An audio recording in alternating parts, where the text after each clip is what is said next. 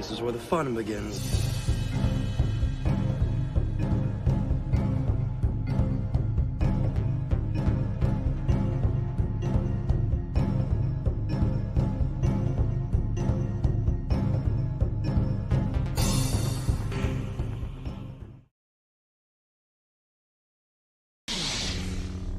Are you sure? So be it.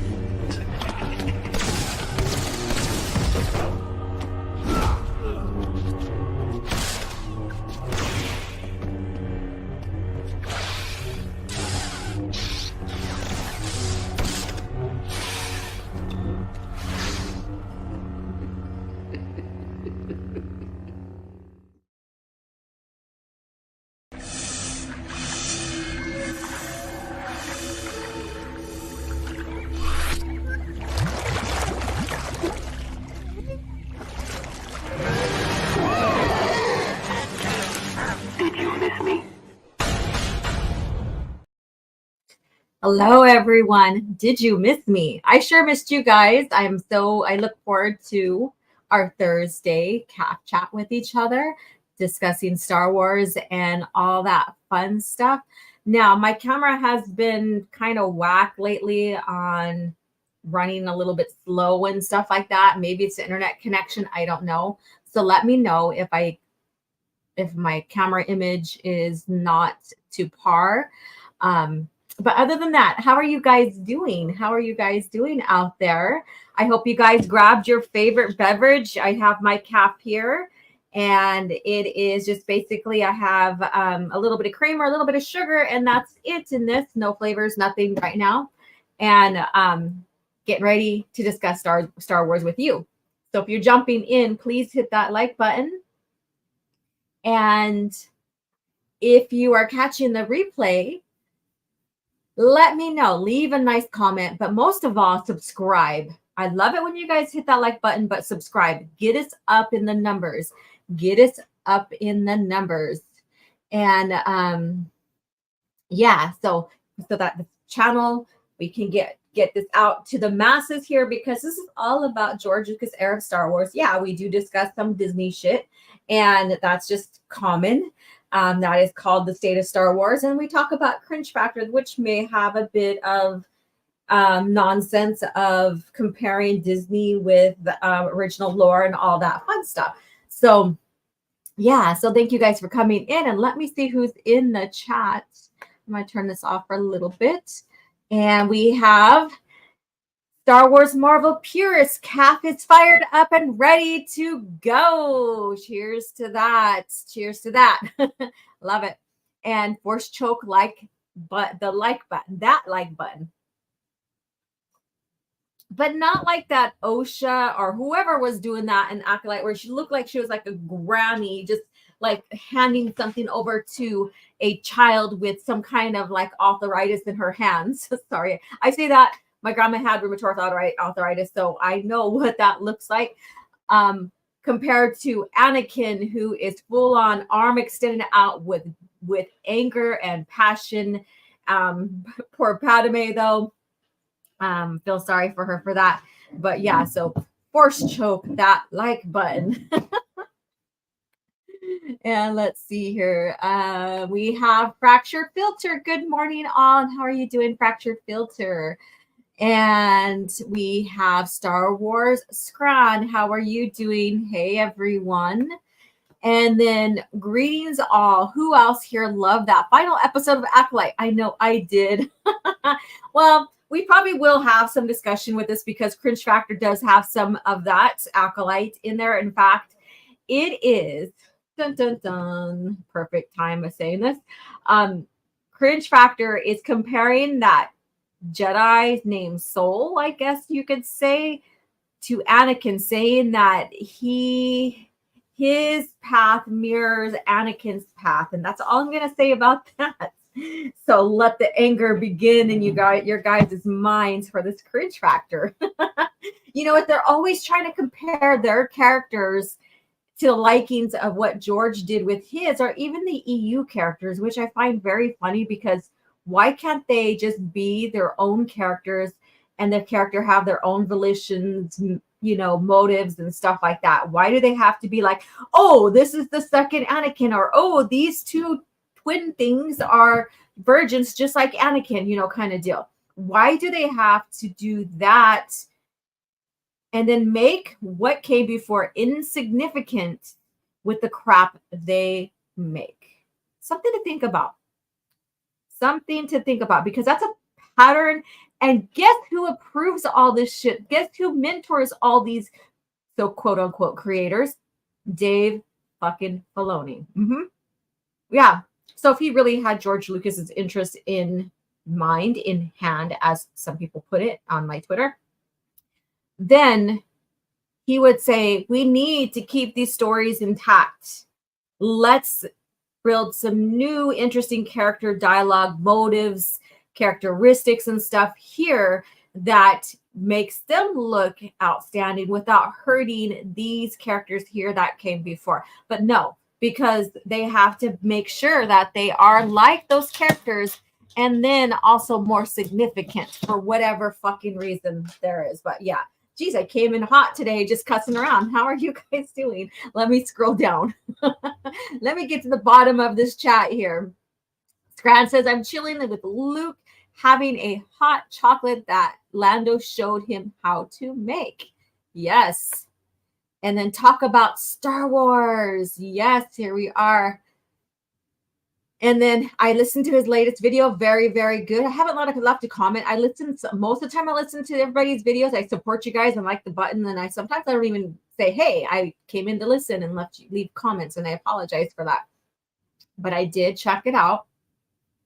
So very good video. Let me see here. We have Iron Inquisitor in here. Big Mug is ready. Cheers to that. And then hello to you, Gordon. How are you doing? Let's see here. And Silver Org, let's go. Howdy, everyone. And how are you doing? And let's see here. Everybody's chatting. I love it. When Sith happens. So our topics today is we're beginning the Sith lore. And I'm beginning with, and I have it on PowerPoint. So, of course, because I like to nerd out and put this stuff. But we're beginning with the preface of this book to start introducing the Sith lore. And then we'll get into the very first who started the Sith Order, the exile of them, and all this other stuff these coming weeks. So this should be fun. So this right here. The only thing that I don't care for in here is Filoni's Dathomirian are night witches, night sisters, or whatever that's put in here, that lore. But Palpatine only writes about them because he's quote unquote interested, because Talzin is not a Sith.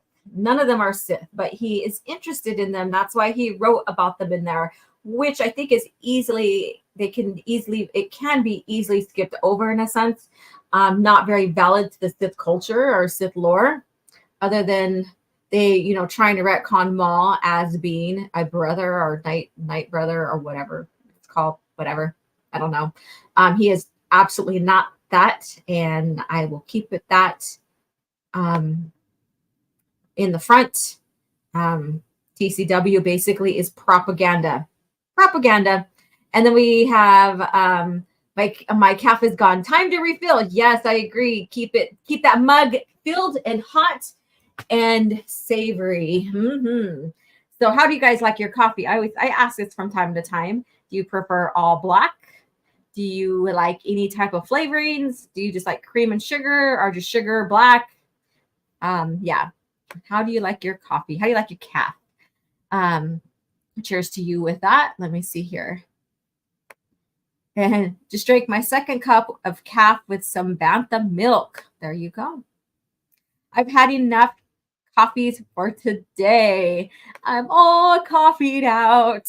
Instead of I'm all cried out, I'm all coffeeed out for you. Okay, Mono Drew is here. How are you doing? Good afternoon from England. Currently reading Allegiance. Oh, cool. Yeah, that's what I really had fun reading. So I hope you're enjoying. Last night made bookshelf space for my steady growing EU collection. That is great. And absolutely, if you can find them non-Legends label, I highly, highly recommend it. Highly recommend it. Thriftbooks.com is a great source to go to. It's one of them that I recommend a lot, especially if you're looking for the young adult, young readers collections that you haven't have on your bookshelf yet. And I always say, try not to buy Legends if you absolutely can avoid it. But if you can't, try to buy third party, like not directly to Disney. I don't really recommend the Essential Legends collections because they're changing some context in there. And I'm going to do an investigation and see if, because I heard rumors that some of the stories have been kind of messed with in some of the books. So I'm going to investigate that as well. So I think that publications, the Essential Legends, are printed dishonestly because they take like acknowledgments out. They also have misprints of authors to books and stuff like that. So they're a fucking mess. They're not worth it. The covers, most of them are horrible. Stay with the classics. If you can find the classics with the Legends label, if you can't find them without the Legends label, with the original covers, then third party. But I highly recommend trying to find without the Legends label. So that's that. I'm gonna have to clip this part out and share it on a short. Just don't drink milk from I got what you're doing there. Oh my God. That's funny. And then Damien Fry, how are you doing? Let's see here. They don't know how to choke properly. I'm glad I did take a sip of my coffee during that. And Silver says he is brewing a fresh pot. My coffee kind of got cold when I've been working on some stuff and all that. Remember, they said they paid a person to teach the cast how to use the Force. Must not have gone or done a good job. I don't remember that. Very interesting. And then that wasn't even Force choke. She did more like she was trying to flick his nose. And then you're at a loss for words. And let's see here. They actually have some on their payroll named Pablo. Yeah. And then what kills me is that the Indira's death was made even more idiotic by Soul literally using the Force to stop all objects, even the ones he couldn't see, from coming at him. How do people still defend this? I don't know. And I don't remember that scene because I've only been investigating certain clips and certain things that were brought to my attention. So thank you for sharing. Let's see here. You guys are hopping in the chat today, this morning. Gordon says, then they use the Empire Strikes Back and Return of Jedi or older swamp hermit Yoda, not at all like the PT Yoda, still had old hoodless robe. Oh yeah. That right there, that image I seen. Yeah. I think because she was saying that they didn't want to pull Yoda out. Like he was unavailable. So I think that was some sort of clipped image, like they CGI'd it in there from a previous production, maybe from the OT, maybe from Empire Strikes Back. So I think that was just a clipped in. But when you look at Plagueis's image, they have him creeping in the back because he looks like a creeper, like a bat creeper. I swear to God, it's horrible. As an artist, I like to look at these qualities of images and stuff like that as well, because I'm not going to pay anything from Acolyte, but because I have that eye and I think, oh, it inspires me to do something similar, or it inspires me to do a painting of Plagueis, for example. I was taking a look at that image because that's also an image that has been is being shared on Twitter. And when you look at his hands, when you look at the image, it's kind of blurry. It's weird. And I didn't check the credits to see if this image is played by anybody. So if anybody has access to look at the credits, let me know. Okay, let me know who played Plagueis, because this image looks like it's AI. When you look at the hands look like the same color as the cave.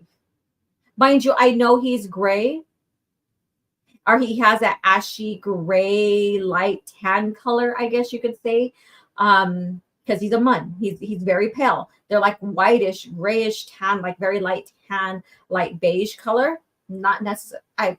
I don't know, but anyways, and his hand, part of his hand looks like there's a twig that goes into the sleeve, that are a piece of the cave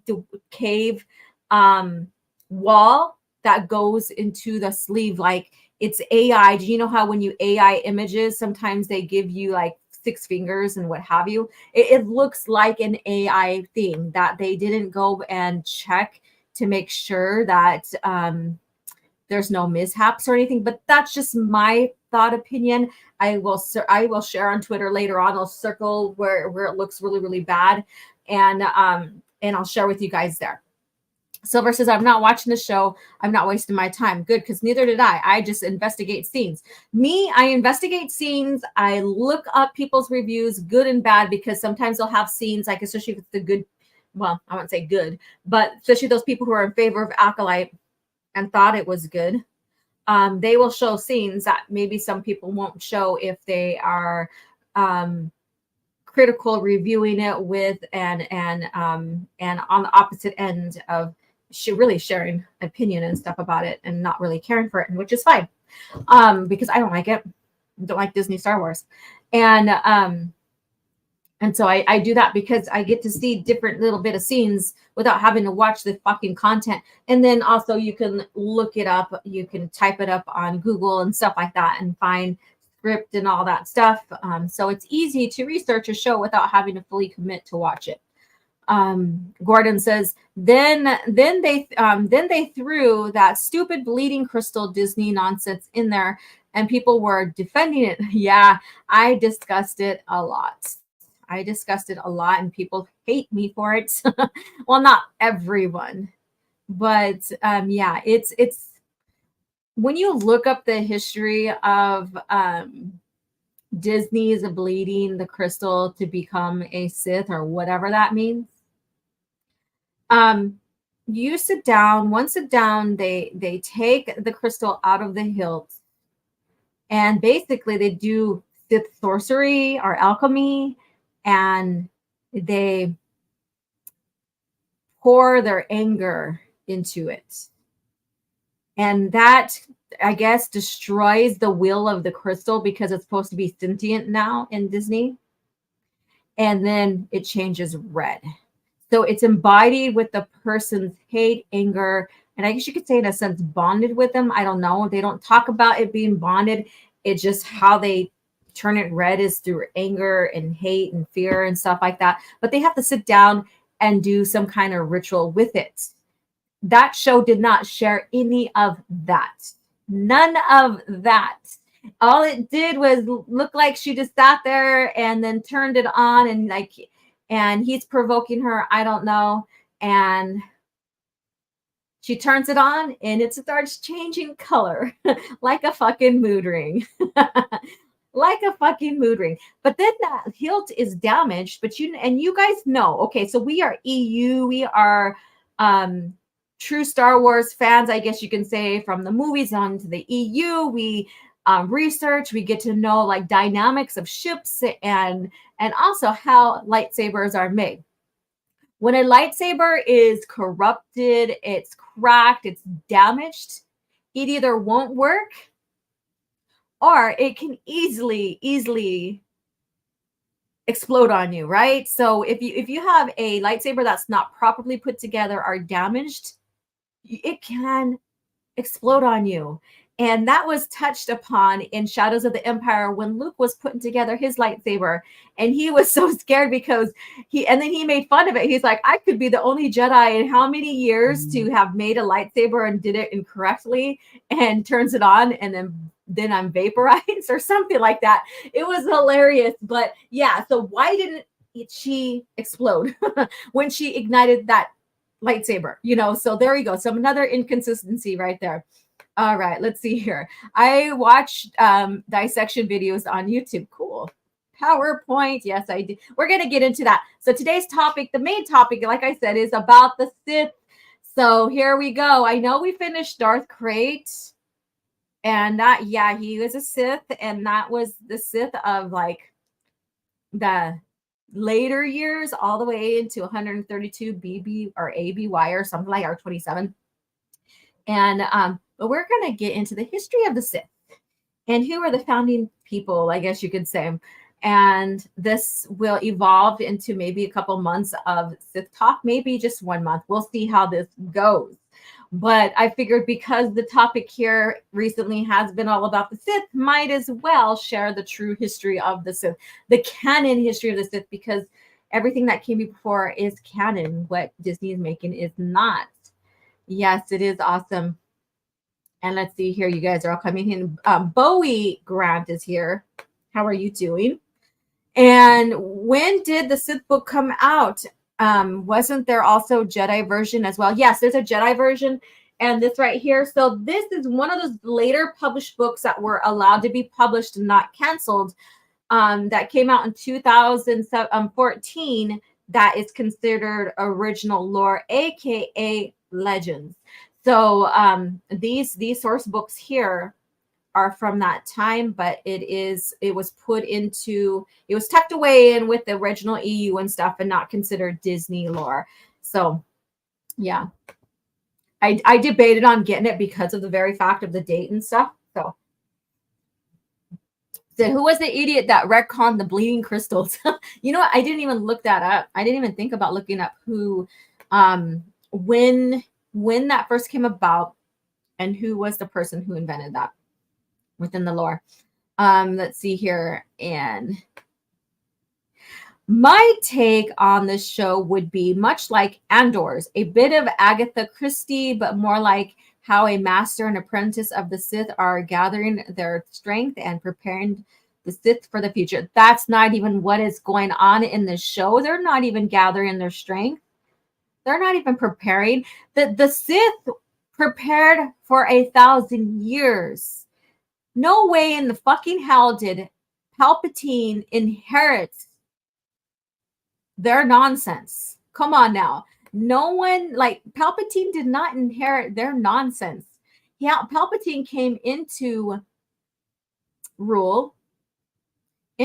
his roles because of the Sith preparing over 1,000 years. The revenge of the Sith. And no way are these idiots even comparable to that. I'm sorry. If you like the show, fine. Everybody's gonna like what they like, right? If people in the EU, we disagree on some stories. One person, myself, might like something while maybe Soul Assassin disagrees with the storyline or whatever, and that's fine. But no way did Palpatine or even Plagueis agree with these idiots right here. All black, dark side coffee for me. Pretty cool. Let me turn this back on. All right, let's see here. I prefer to bleed my coffee crystals, grind them up, put them in the filter, run the hot water through them so that they could come out nice and delicious, right, in liquid form.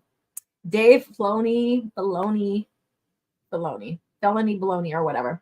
Felony Baloney. Usually I just take my CAF straight up and sometimes with some creamer. I know I'm kind of going slow through this chat. Sorry about that. I just enjoy reading and going through and communicating with you. Let me see here. And I love that you guys are sharing. Oh, coffee. You like pressed coffee, cold press. Cool. Yeah, that's awesome. My coffee is black as night. Once you add milk, soy, or sugar to it, technically it's no longer coffee, but a coffee beverage. Well, isn't coffee a beverage no matter what? Just asking. Less is more with Maul. The whole adding family and changing his planet origin didn't help him at all. I agree. I agree. I love this. You're like, wink, wink, wink. They go for about 700 now, the holocrons. And Bowie has some tea. Cool. Let's see here. So nice cup of black coffee with a dash of Corellian ale. Now you're talking. Now you're talking, mister. Let me scroll all the way down. I know you guys are saying a lot and you guys respond to what I'm saying and add your comments and stuff. And I love it. Plagueis looked like a space horror peeping Tom. He did. That's not him. Darth Plagueis is no longer flying this scimitar around. Instead, he pilots an unmarked panel van, coercing children with candy. That is so gross. That is so bad. So bad. So bad. His hands look off. His whole appearance looks off. Haha. Yeah, I will go through that. We were gonna do this on CAF chat today because you guys know me. I love my art. I like to really get in and look at the mechanics of something, like images and stuff like that. And so I was scrutinizing that image. I certainly was.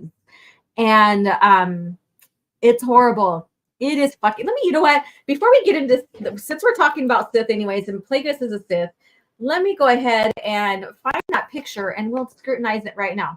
Let me see if I can find it real quick. Plagueis. Let me see if I can find it. First of all. Oh, yes. That was easy. That was sure enough easy. So since we're talking about this, then we'll get into the chat. Then we'll get into talking about the Sith because I want to get into Disney or not Disney. We are talking fucking Disney right now. That doesn't sound right. But we are, talking about that. But I want to get into original Sith lore. So see this. See, here's the hand. There's a finger. I don't know if you can see my mouse. If you can't, look at the hand. There's the bottom finger, the ring finger, the pointer finger, or the middle finger, the pointer, and I'm guessing there's a thumb, but there's a piece of the cave wall that looks like it's going down into his sleeve. I don't know. It's just a horrible image. It looks very off to me. I don't know. So if anybody has access to look at the credits and who was Plagueis in the show, let me know and go with that. So how this image looks, it looks like the cave is going into his sleeve or over his hand, or it's part of the hand, the wall. And yeah, so there is that. So, and of course, it's blurred, what have you, because it's supposed to look mysterious. So it looks blurred and stuff like that. It's very obvious who that is. It's very, very obvious. Let me see. Stop sharing. There you go. And let's get to here. Plagueis is now a chameleon. It is so terrible. And I seen that you left me a DM, Star Wars Marvel, or I seen your comment to my comment in a chat. I'll read that later on. Okay, so that wasn't just me because, yeah, to me it looked like Plagueis's hand blended into the with the wall. It did, and I had to. But I keep looking at it, trying to distinguish between the hand and the wall and the sleeve and stuff like that, and it looks terrible. It looks terrible. Now, know thy enemy. Mm-hmm. How was Defo CGI? The costume would cost much more plus actor's fee. Yeah, so that was definitely, yeah, you think so? I think so. But if anybody can later on, you know what? Let me see here. While we're still on the topic, Acolyte. if there's an actor who played it cast, he should be in the cast line now, by now. And it's not showing up. I think he was CGI'd. Again, I'm not looking at credits. I'm just looking at the cast line because he is a major character. He is a character that has sparked fans' interest since Palpatine has discussed him with Anakin in the opera scene. So he is one of them that, even if you're not an EU person, you know something a little about because of the discussion. And so from that, you know, he would be someone that is credited for being casted as. So I don't see anything just yet. They retcon their own lore again. They do. All right. Let's see here. Yeah. Soul is also the main culprit in promoting the yellow lightsaber agenda. Yellow lightsaber, Luke started with Soul. Yeah. When that came out, I did a video. So I do have a video about that. It did piss me off in a sense. Why? Because between Luke losing his lightsaber in Empire Strikes Back, with the big reveal of Vader being his father, him losing his hand, and the sense of like everything spinning out of control for Luke, like, holy shit, you know, like shit just got real for him in so many ways, right? Losing his hand, discovering his lineage, his parentage, well, at least his paternal side, and also, you know, losing his lightsaber, you know, a sense of almost like he's going to lose hope, but he doesn't in a way. They lose hand. He loses a hand and they lose hand. Sorry, I had to. and all of that, you know, and then getting into Return of the Jedi, where he makes his lightsaber. But in between, you know, he spends time on Tatooine. They plot to figure out how they can track Boba to find Han, and he gets, you know, Obi-Wan's diary, or his journal, his training journal that he wrote and left for Luke, and he makes his synthetic crystal, right? And he puts together his lightsaber. And so all this time he's still learning. He's constructing his lightsaber because frankly, that is the next step to become a Jedi, right? Is constructing your own lightsaber. And so he's doing that time and he's helping out.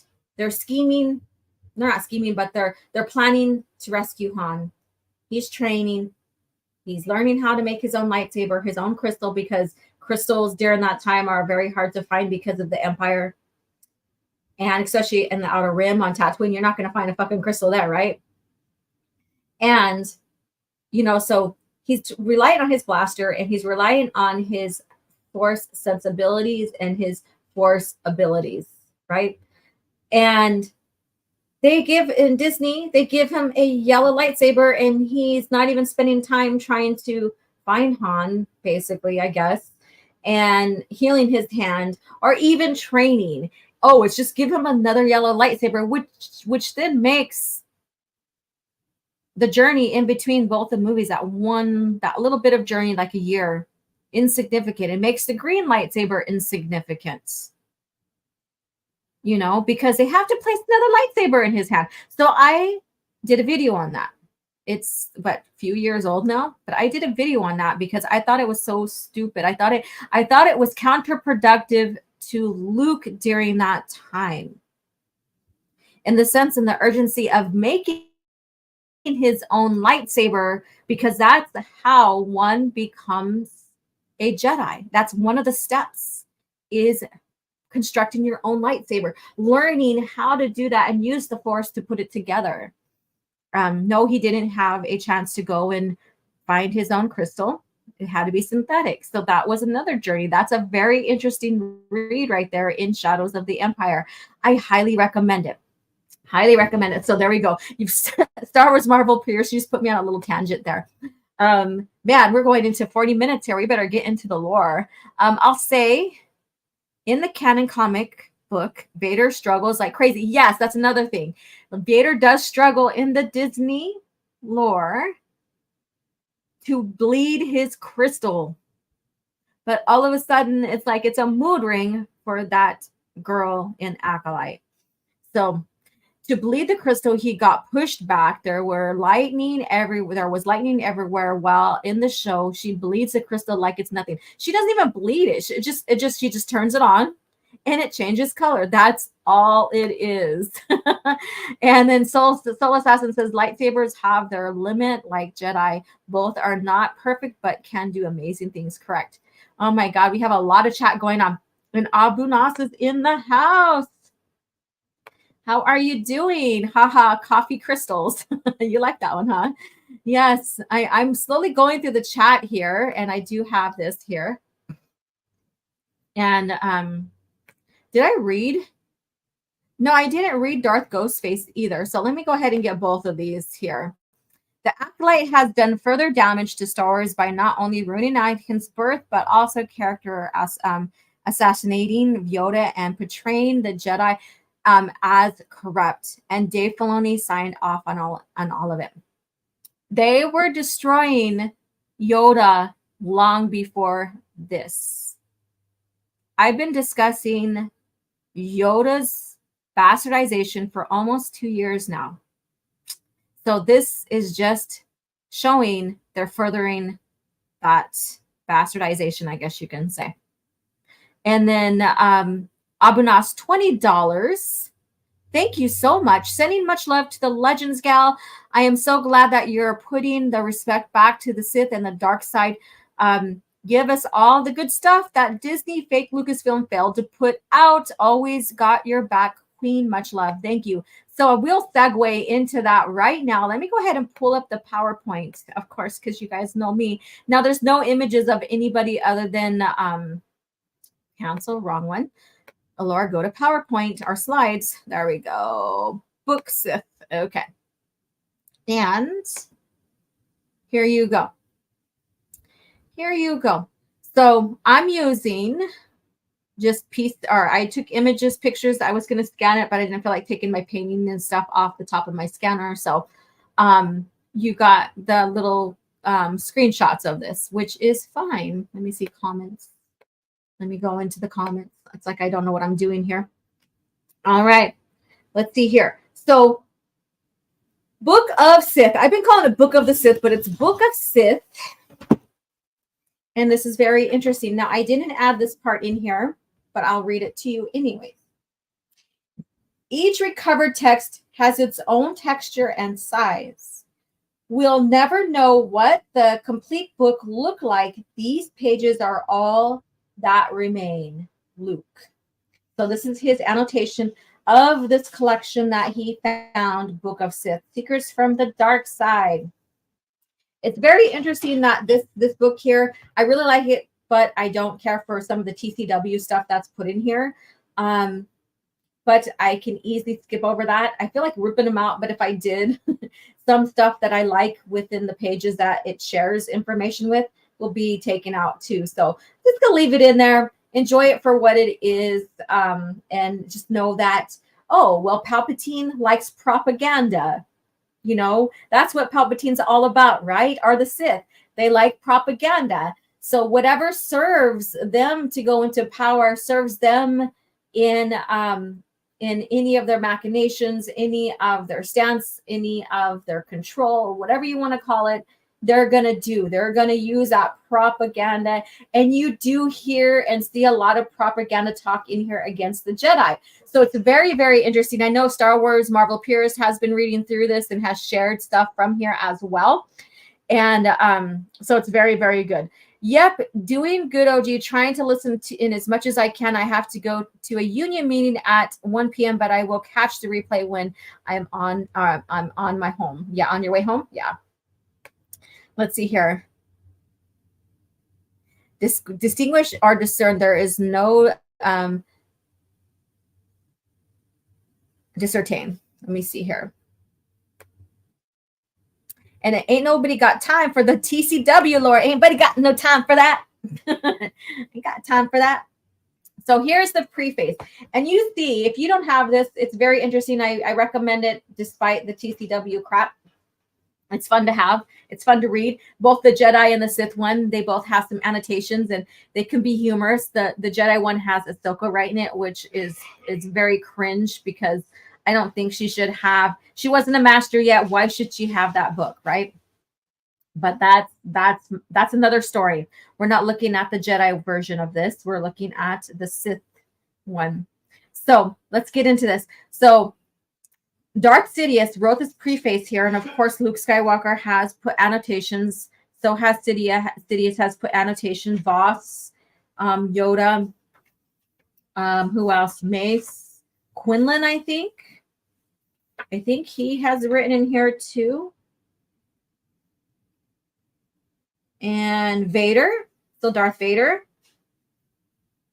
Like, here's one from Vader. So I'm skipping forward. This is page 53 if you have the book. Attachments such as this leads to loss and tragedy.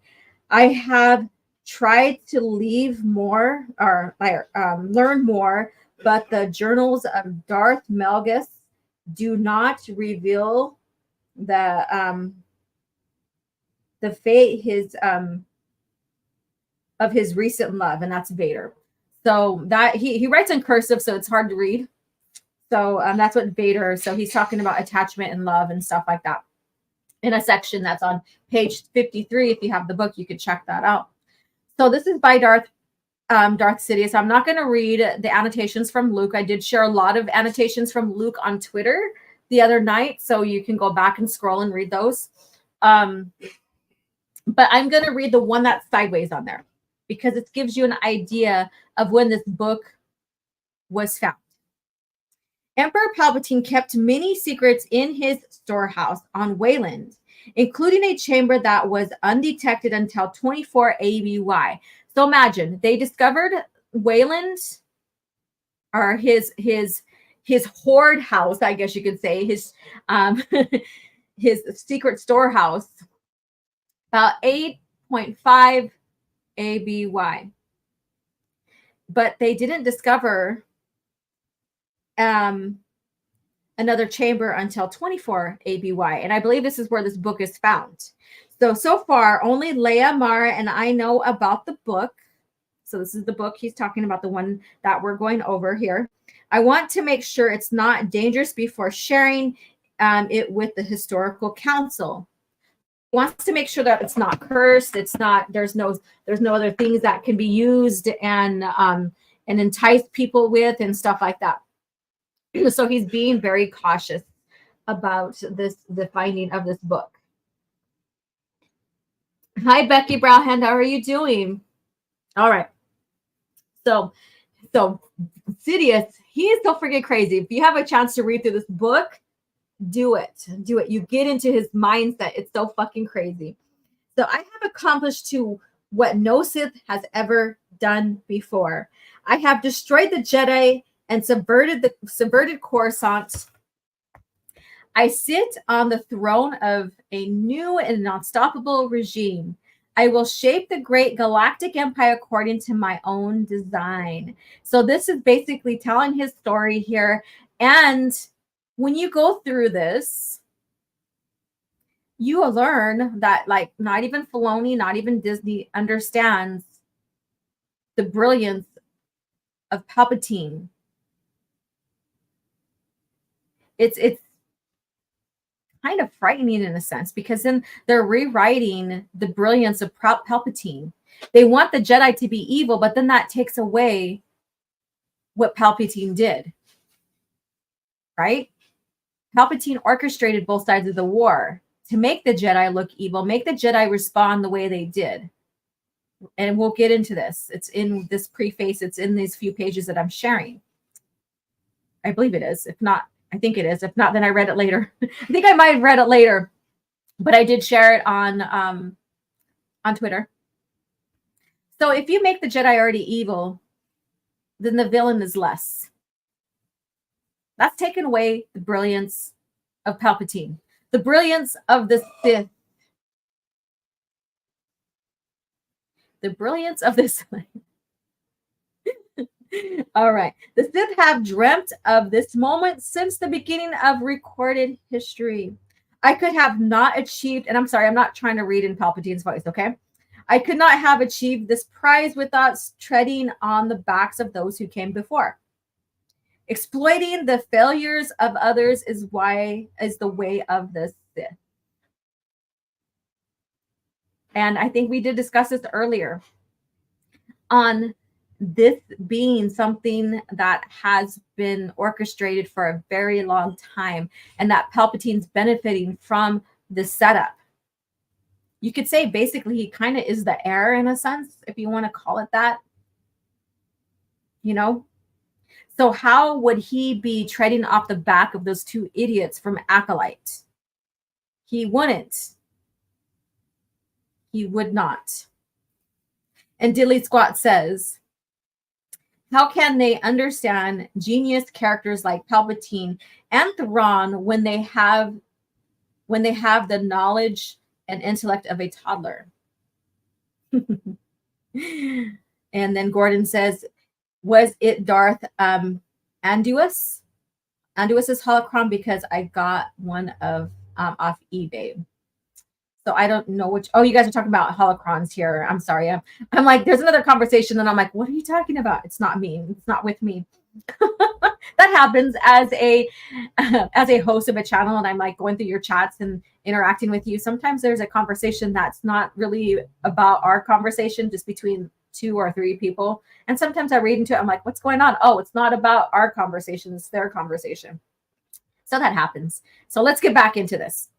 Since my days as a young noble on Naboo, long before I joined Darth Plagueis and began my apprenticeship, I collected dark side lore. And that was the brilliance of that. So those who know the novel Darth Plagueis, you know he collected these rubies of Sith tablets and untranslatable runic scrolls were coveted and traded on the black markets by cultist collectors and museum curators willing to defy Republic's ban on Sith artifacts.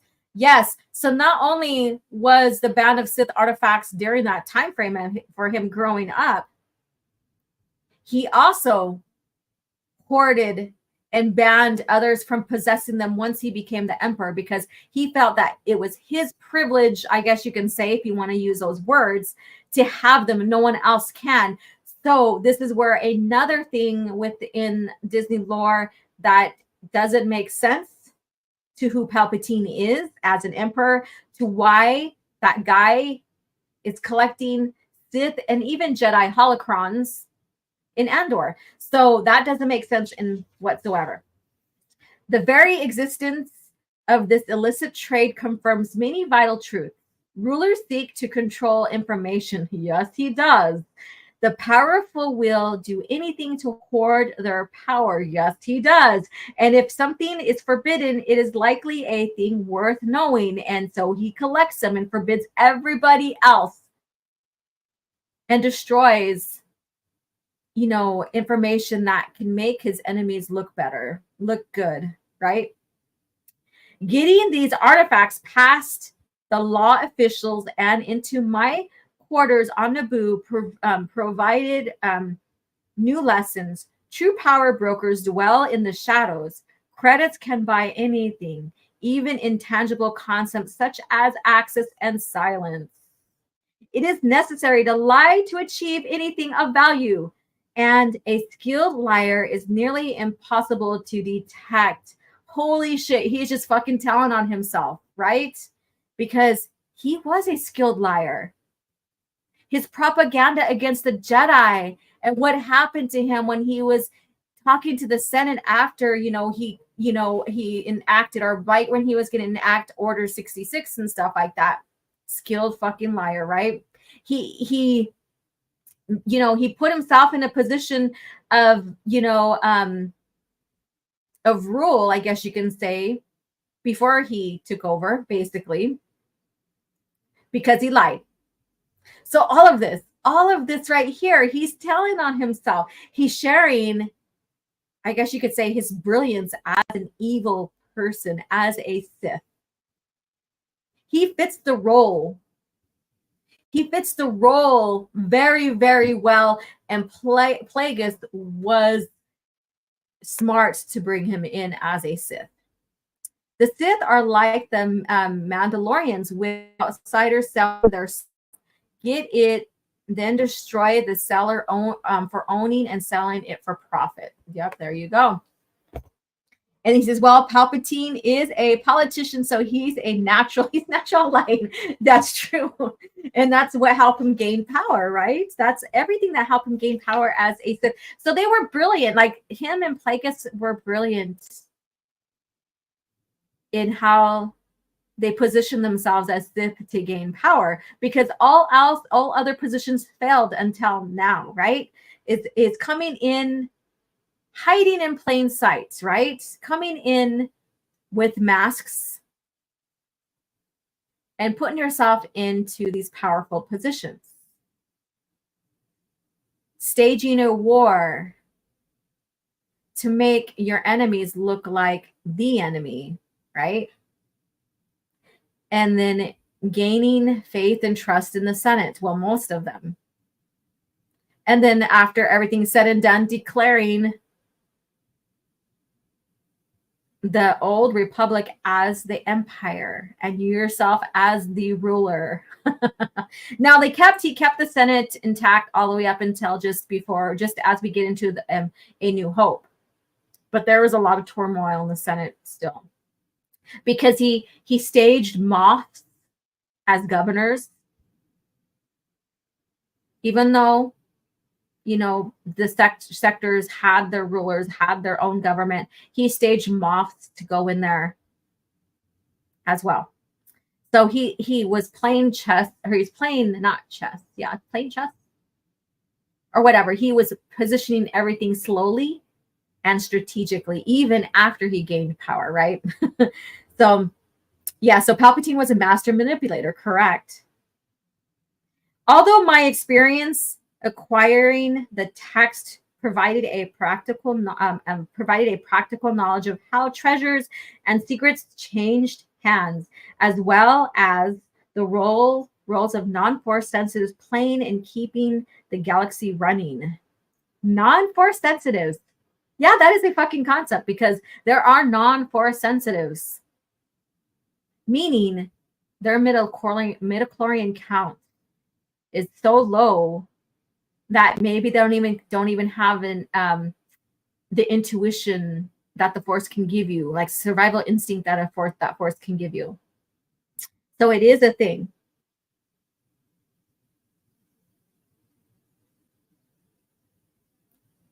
The actual dark side tomes deepened my knowledge of the ancient Sith. I realized that I had all the tools I needed to craft my own system of power. So again, I realized that I had all the tools I needed to craft my own system of power.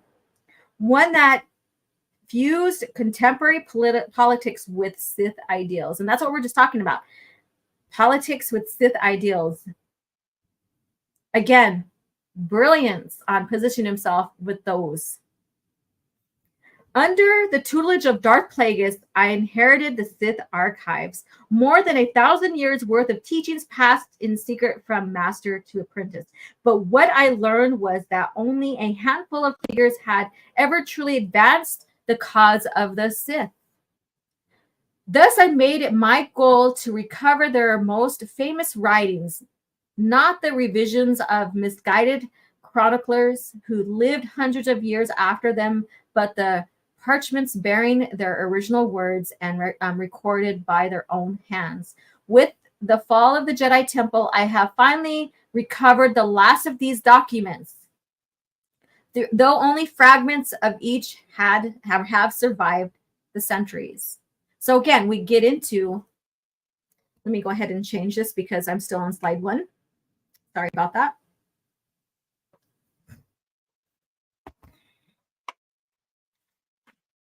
All right. So he shares a bit of history here. And I'm going through the X-Wing series right now, and I'm on the Back to War, but just before then was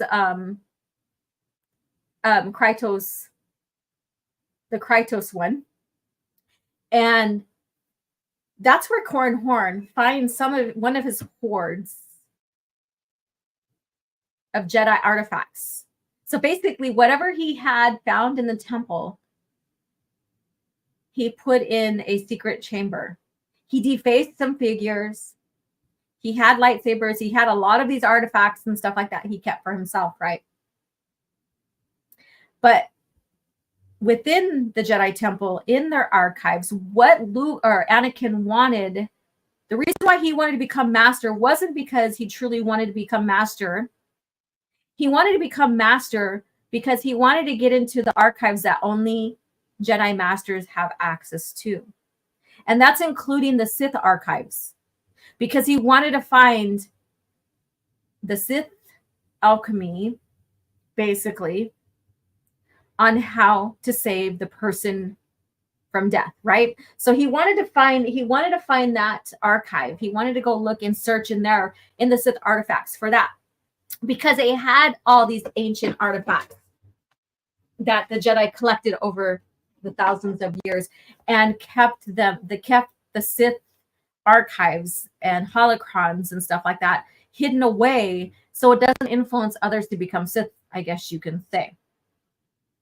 Now, Exar Kun, that's one of his things that he wanted to do, and he went in on Ossus and got into the archives, and that's a whole different story that we'll get into.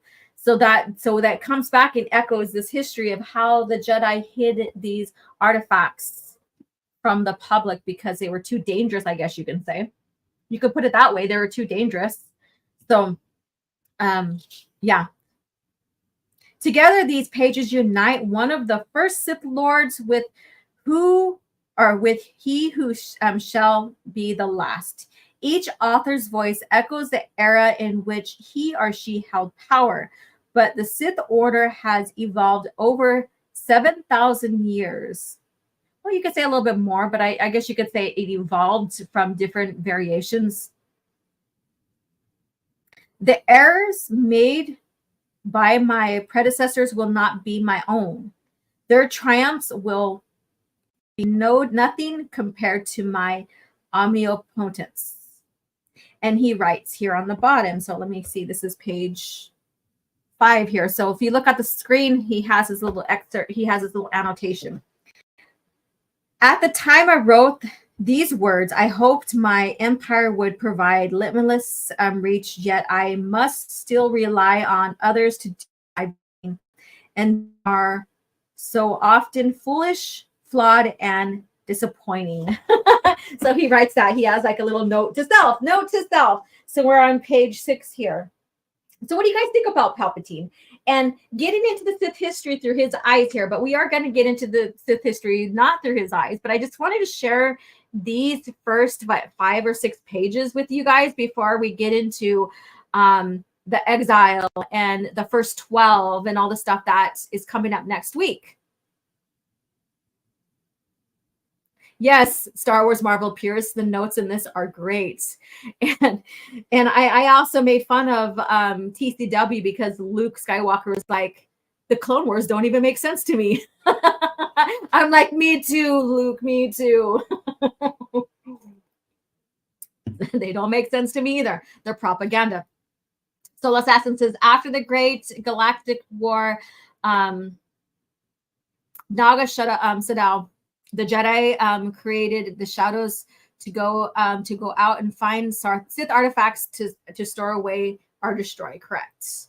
So we'll get into more of that. So there's a lot of deep history we're going to get into with the Sith here, including how the Jedi, wanted to store or destroy some of their stuff, because dark side is the evil, just like Palpatine. It's unnatural. It's something that's unnatural, and so they wanted to keep the galaxy free from the evil machinations, the evil ways of the Sith, and people possibly turning Sith. Palpatine had more going on inside his head than people think. Correct. And let's see here. The whole concept of this book, the different types of pages for each person who contributes, etc., it's very unique. I agree. And this, unfortunately, is not the book of the week, but I highly recommend this book just for the fun of it, just to add to your library. There's books that we're not going to care for because maybe they have TCW stuff in or whatever, but it's always good to add them to your library so you can have a full collection. So even the books you don't like if you don't like Crystal Star, which is a lot of fans dislike, still add it to your library. Based Luke, yes, I know, that's so funny. There's a couple of them in there that I'm like, damn, Luke is feeling the way I feel about TCW, but in other things, it's okay. Luke, try another campfire, maybe there it would make more sense. Oh my goodness, yes. Couture Comics show a Jedi storehouse for Sith artifacts, and we'll pull that up too. So we'll get into Sith artifacts, or at least try to incorporate that in there to show this history of what's going on here. So we're in the new truth here. And of course, Luke has a long annotation. Let me see if it's worth reading here. Let me see. Okay, so yes, it is, because we're going to get into the Dark Jedi, because the Dark Jedi is important to the exile we're talking about next week. The Dark Jedi exiled reached Sith space circa 7000 BBY. Following the 100-year darkness, Sorzus Sin, or I probably said the name wrong, Sin, writings appear to have been recorded at several points over the subsequent years. The comments of Yoda and Mace Windu are difficult to pin down, but most likely date from before the Battle of Naboo at 32 BBY. That's what. So he's just given it like a little bit of like history and thoughts of when everything happened, like the writing of the annotations here by Windu and Yoda, and about the Dark Jedi and all that. Very important in history, right? Especially when we're going to talk about this, like even if we talk about the Jedi and the Sith, to know some of these dates at least, or at least pin down something close to. Dating, having the correct dates and keeping to that is very important. And I will keep saying this when it comes to Kai Adi Mundi, or even Darth Plagueis. If you're going to honor these characters that came before in the written canon, be consistent with the dates. Just don't insert them in there because you feel like you need them in the lore. Be consistent with the dates. Then you're honoring the story, the historical part of these characters, right? The authors that wrote them, and the canon that was established. You know, when you start going off and saying it's insignificant, you start losing fans. Star Wars was never like a multi-tiered timeline, or has different continuities, I guess you can say. It's always been one. And it should be even treated that way today. But again, Disney is a lost cause. Let me see here. We grab some water. I woke up a little bit like not feeling too good, but I'm okay now. So hopefully I'm not getting some kind of summer cold or whatever. Okay, the new truth. Every holocron I've studied and every new dark side cult simply restates the teachings of the Sith encapsulated in these texts. But Sorzus Sin, Darth Malagus, Darth Bane, and I fucking hate this, Mother Talzin, she's not a fucking Sith, and Darth Plagueis. So scratch Talzin from the ship, because she's not a fucking Sith. She doesn't, like, this is not. And I read in here the only reason why he talks about her is because he was intrigued by her. That's all. That's it. That's all it is. All it is. Let's see here. Get off that. Believed too rigidly in their own dogmas. Plagueis, I don't know, because, well, he stepped away from Sith alchemy to go into science, more of the science approach. So if he believed more than that and then the alchemy, fine. Everybody has their beliefs and their ways, I guess you could say. But this is inside Palpatine's head. So if any of them could have met and shared their beliefs, they would have found little common ground. So I guess he's got a point there. So if they sat together and shared their beliefs, there was no common ground. But Talzin doesn't fucking belong in here. She's not a fucking Sith. She's not a Sith. I have bound recovered pages from the works of these great Sith lords. And again, Talzin's not a fucking Sith lord. In one volume. These relics are unique and irreplaceable. They are the Book of Sith. And so fucking Talzin is not a fucking Sith. So I don't know why they chose to put her in this. It's so fucking stupid. To relate her as a Sith Lord. That's fucking bullshit. And these ancient Sith would probably say the same fucking thing. What the fuck? Yes, Kylo Mundi. I did not say Kylo Mundi. Let's see here. I always thought it was pronounced Kai or Ki Adi Mundi. I give it to Palpatine. He was an evil bastard, but he wanted to help future Sith by making this book. Yeah, but fucking Talzin in this one? The answer is reasons. Yes. Yes, I agree. Sin's lore is amazing. It's dope. But fucking Mother Talzin's lore in here? No. Okay, so yeah, that's how I feel about this. It's like if I can rip some of these pages out with her in them, but there's also other things that I like that has her name in there that I can't rip out. Oh, wait, OG Star Wars fans don't like woman? My bad. This woman doesn't like this woman. So what does it make me? I'm just being honest. She doesn't belong in here. She's not a Sith. She's not a Sith.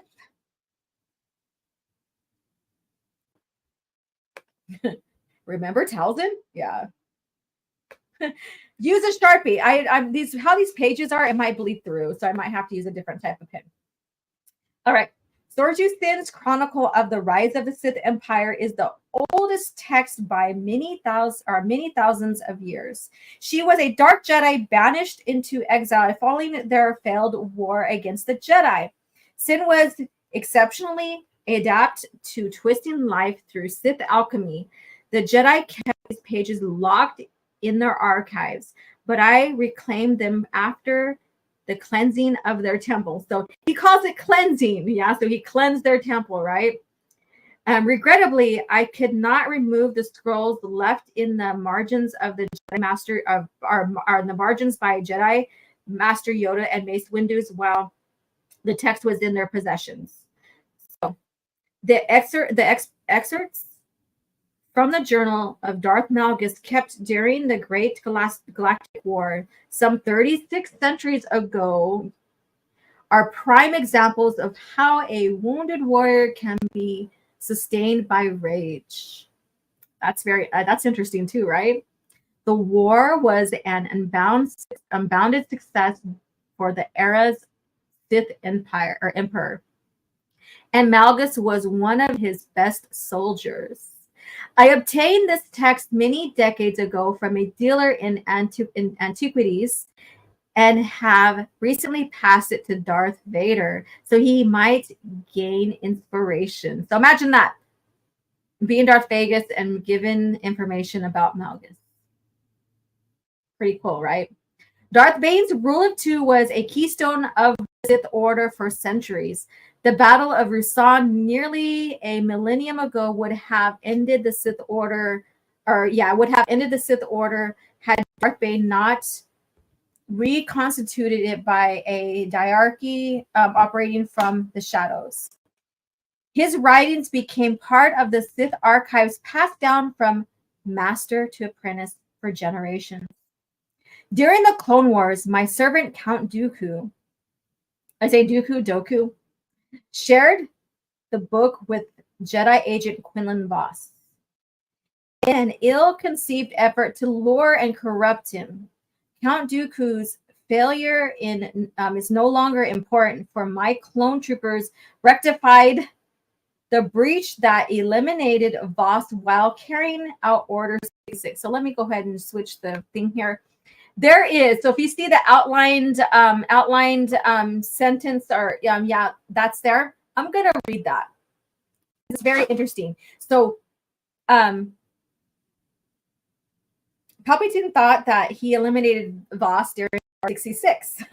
We know better. Happily, the Emperor seems to have gotten this one wrong. I've read accounts that Quinlan Vos survived and went into hiding during the dark times, and that's from Luke. So we know that he went into hiding with his family, with Colleen and his baby boy, and I forgot his son's name. Sorry. So there we go. Most texts I recovered were pinned by Sith, but wild power. I'm going to read this one here. So he goes into Talzin stuff, and she's not a fucking Sith, so I'm not going to give that. But this is the bottom part here. So he talks about Talzin here, but I'm not going to read it. But this is what Luke has to say about the Clone Wars. The chronologically, excuse me, my throat is kind of raspy, of the Clone Wars is confusing. I can't be more precise than to state that Talzin's writing and Ventress's comments date from the time frame of that conflict. So yeah, so he's saying that Clone Wars is confusing, and I agree with you, Luke. I honestly do. I'm not reading about Talzin because she's not a fucking Sith, and she's irrelevant for the Sith. Okay, so, and it goes into the Clone Wars with Asajj Ventress, and basically he talks about her being a Night Sister, and talks about her being who served Count Dooku. So I'm not going to read about that. You guys can read about it if you have it here. And then he goes into Darth Plagueis. My master Darth Plagueis recorded his own musings on what has believed to be the true nature of the dark side. Although he had a fatal blind spot, he revolutionized Sith understanding of the relationship between technology and the Force. It's funny how he says he has a blind side. That blind side got him killed, right? The pages of the text still bear the comments I made after talking to Plagueis's, taking Plagueis's place as master and making his possessions my own. The stories of the previous authors ended, but my reign is just beginning. By melding the core truths of the dark side, found in these texts, I have set forth the book of anger, the weakness of inferiors, and the manipulation of life. These establish true knowledge of the dark side and make plan and tasks require that to implement a Sith order. So there you go. So these are the musings of Palpatine, who he used to write those books, and how basically an inside of his mind and how he came into power.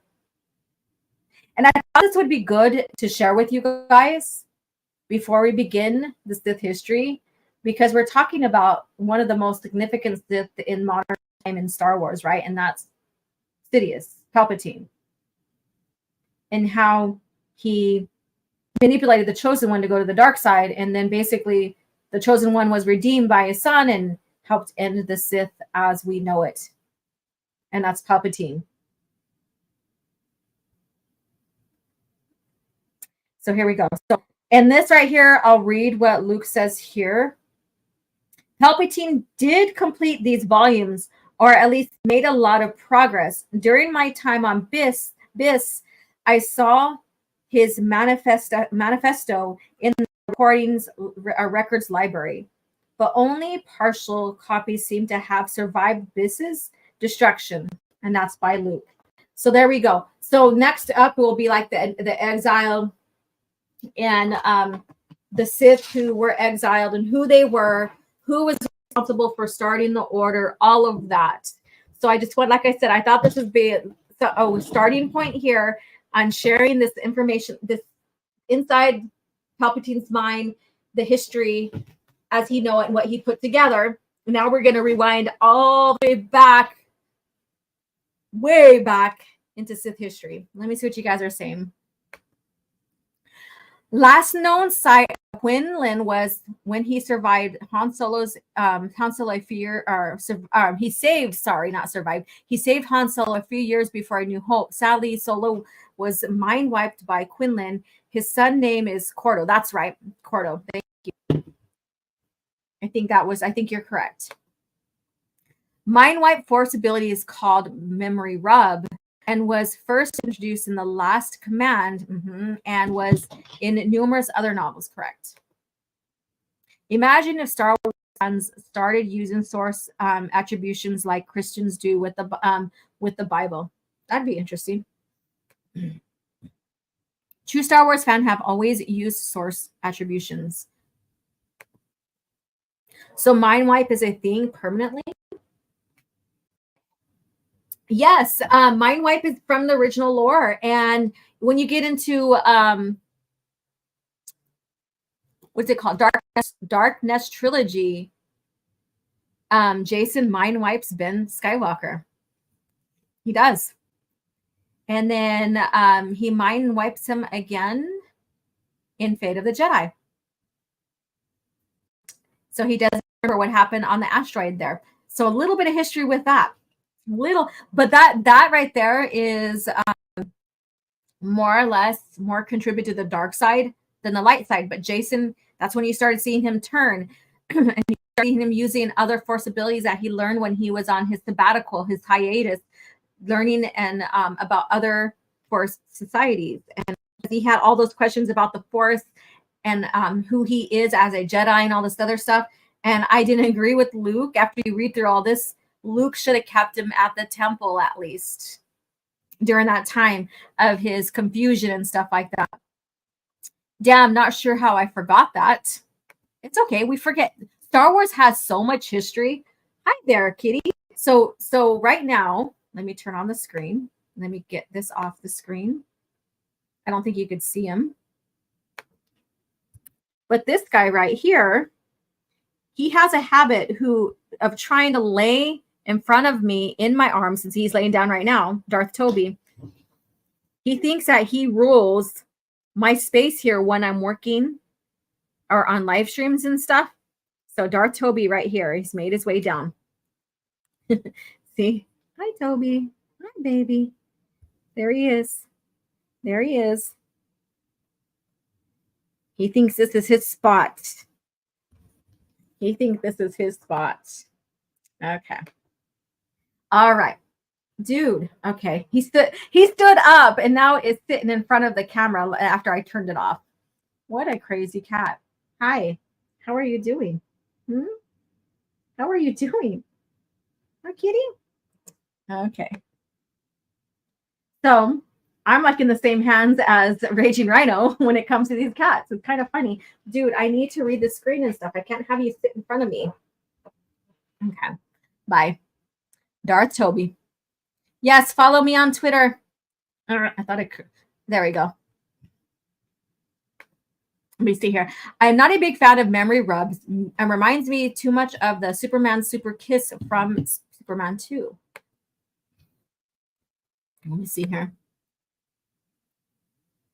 Sub to Purist, and I will announce this at the end of the stream, but I'll remind everybody on the 23rd at 6 p.m. Pacific Standard Time, talking EU with Star Wars Marvel purist. So stay tuned for that. I will have the thumbnail and link up so that, and share it out on Twitter and here on YouTube. So stay tuned for that. Toby is running the show. He is. He's like, you're talking about my people. You're talking about the Sith. Let me get in on this shit. Yes, he's executive producer. Darth Toby be like, hold me, OG, like Anakin held Padme on the poo. He started purring too, and sometimes he gets loud, and he has this kind of cackling purr, kind of funny. He does. It's kind of funny. And then Zagrat315, how are you doing? I've got one of those two. Just she's just white mostly. Aw, sweet. All right, so let's now start segueing into our other topics. Hey there, Melissa Lord, how are you doing? Mother Talzin is a space witch, not a Sith Lord. Correct. That's why I'm like, why is she in this book of Sith or book of Sith? She is not a Sith. It's fucking crazy. But anyways, let's get into our segue in towards our cringe factor. But first off, feel free to go refresh your drinks, get more coffee, grab a bite to eat, or what have you. So we're going to get into our book of the week. But first of all, I had fought the worst of all wars and witnessed the redemption of evil. I have seen balance restored to the Force. But order can turn to chaos, as it did when I was born. Now, with my loved ones and my loyal allies, I face a new challenge unlike any before. And I'm not sure at this time we can win. Star Wars Vector Prime by R.A. Salvatore, the first novel of the new Jedi Order.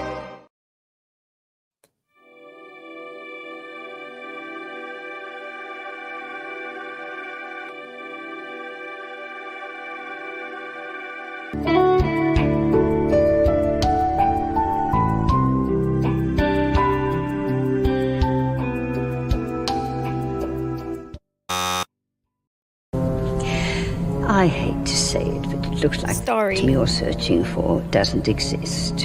Impossible. Perhaps the archives are incomplete. If an item does not appear in our records, it does not exist. all right, you guys. So for book of the week, although I do recommend, like this is an honorary recommendation, put this on your shelf. I am recommending a source book. So Star Wars, a new essential guide to alien species. So this is an updated one of for all 6 Star Wars films, the Clone Wars and the New Jedi Order and beyond. So here you go. So I recommend this right here. You know, you have all these different species in here to read about.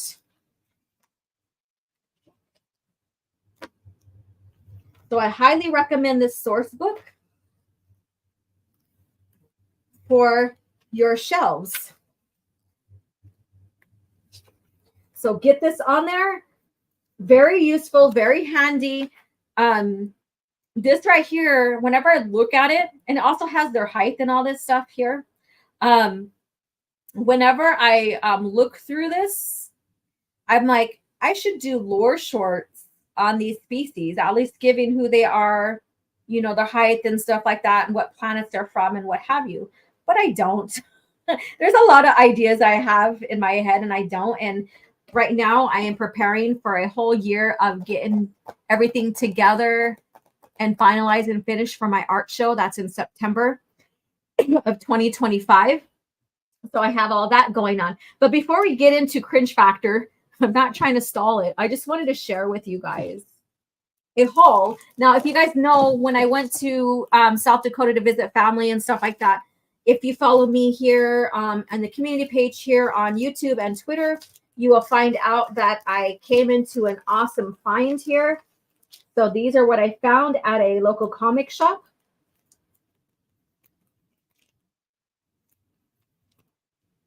So these Marvel comics right here for a good price.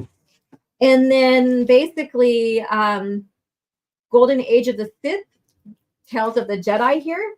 So I have 5 of them in this. So all 5, 1 through 5 here.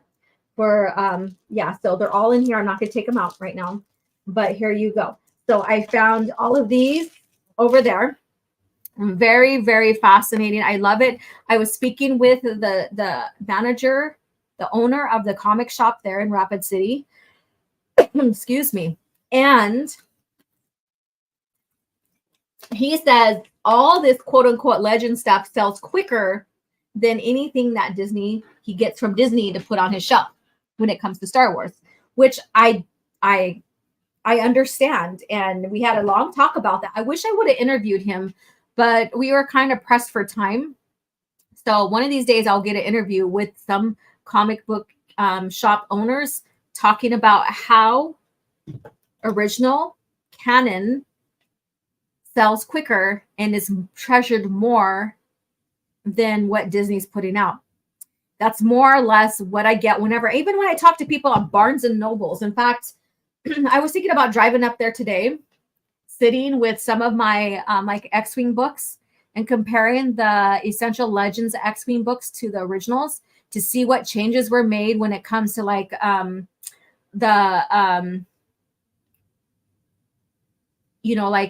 like the information in there, like, the dedication part and all of that, and see if there's any other storylines that were changed in there, because I've heard there was. So I want to sit down and do that. So, but that's in itself going to be its own little investigation thing here so far. So with that being said, let me go ahead and let's get into our cringe factor, but let me see what you guys are saying here. When Lucasfilm creates those High Republic movies and comics, they don't adapt the EU materials like the recent Kinnikuman and Ranma animes. Well, those, yeah, I mean, they're kind of honoring, but yeah. The older editions have different species not mentioned in the new one, I think. So it's best to have both. Yeah, probably so. I think I have the older one too, but I recommended the new one here. Yeah, actually, I do have it. I'm looking at it right now on the bookshelf. I didn't pull it out because I wanted to recommend the new one. I discovered Janissary in this Star Wars D20 game, but where I find canon lore on them. Canon lore, you mean like original lore? The Janissary? Excuse me. You can also read about them in Jedi versus Sith. I think the Janissary are mentioned in Jedi Apprentice trilogy, or Jedi Academy, sorry. Jedi Academy trilogy. Yeah, so yeah. Let me see. Wait, hold up. A girl went to a comic shop. Shocking! I did. I always go. In fact, I haven't been to the one like 8 miles, 10 miles from me in a long time. So I think I'm going to make my appearance over there. I found some great X-Wing series comics in there. So I want to see if they have any more of those and collect them. Let's see here. Too bad the buyout happened. Most likely they would have been another update around of books for character droids and force, etc., etc. I agree. I agree. Why did Lucasfilm choose the 1,000-year piece as their new era? Are you talking about Disney Lucasfilm? Damn, OG is a Sith Lord. She wants to avenge Lucas era lore and strike back at the mouth. Hey, if that's what you want to call it, then that's fine. I'm your Lady Sith. I Jedi, yeah. You talk about the Janissary? Probably too. Why did Lucasfilm choose 1,000-year? Oh, I read that one.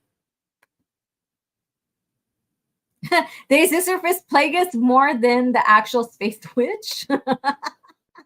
Been looking for Ghost Prison. Let's see here. All right, you guys. So one more time, we're going to get into our cringe factor. I'm going to put on another little commercial here. So if there's anything else you need to do, feel free to get another snack or what have you, or start sitting tight, let's get into this one. Prepare yourself for Star Wars, Shadows of the Empire. The evil Empire has struck back with a vengeance, and a new villain, the crime lord Shizor, schemes to replace Darth Vader as the Emperor's second-in-command. With Han Solo held frozen in carbonite by bounty hunter Boba Fett, it's the rebellion's darkest hour. Now, join Jedi warrior Luke Skywalker, hard-charging Chewbacca, and go undercover with heroic pilot Dash Rendar and his booming Outrider. But can Han Solo be freed and Shizor be stopped? Star Wars, Shadows of the Empire. Look for the authentic figures and vehicles from Kenner.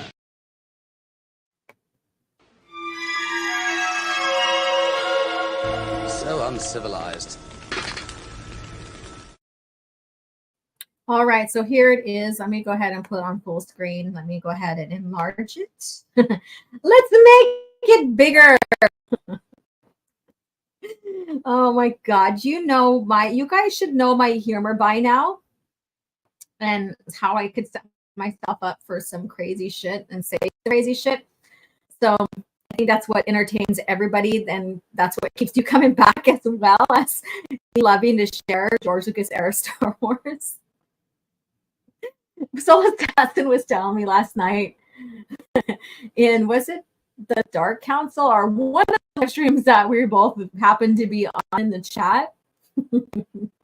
He's all, here, I'm acting all respectful and stuff, and here comes OG Star Wars in with her crazy talk, basically. Because I talk, and I think it was Dark Council. Because I say off the wall things, and if you set yourself up to get teased, or if it sounds kind of sexual or whatever, I'm gonna tease about it. That's just how I am. Do I have manners? Yes, I do. Am I lady? Yes, I am. But I also have my own mind, and I like to joke and laugh about crazy shit, and there's nothing wrong with that. But with that being said, here we go. So this is another Screen Rant exclusive, I guess you could say. I didn't see if there's anything that came out since last night when I discovered this. So that's why we only have one Cringe Factor, which I think that's only what you guys can handle today. It has to do with the Acolyte. So that really speaks volumes, and that's probably all what you can handle today. And before we end here, I'm going to share a clip that I put together, which you guys probably will be like a mini Cringe Factor. It might make you laugh, or I don't know. But here we go. So the author here is Liz DeClan. So this was published 9 hours ago. I'm guessing if I refresh the page, it might be longer. I don't know. Let's see here. So Acolyte Showrunner explains how Master Soul's story mirrors Anakin Skywalker's downfall. So what do you think that means? Do you know what that means? How does Soul, and I'm pretty sure some of you guys are like, what the fuck is going on here? What is she talking about? What are they talking about? What is this crazy Liz talking about? Because I didn't fucking watch the show. So how is this, mirroring Anakin Skywalker's downfall? We'll get into that. Like I said, when I pull up stuff like this, I have to do my research so I understand what's going on. I have to go into the fucking trends. So I did a little bit, and yeah. So this is why I'm like, let's get into this shit. This is totally cringe in itself. Let me see what you guys are saying. Oh my God. So Soul is Qui-Gon Jinn at home. I don't know what that means. Soul is the Latin name for our planetary system's sun star. And let's see here. Leslie Headland is on crack, pure and simple if she thinks that shit.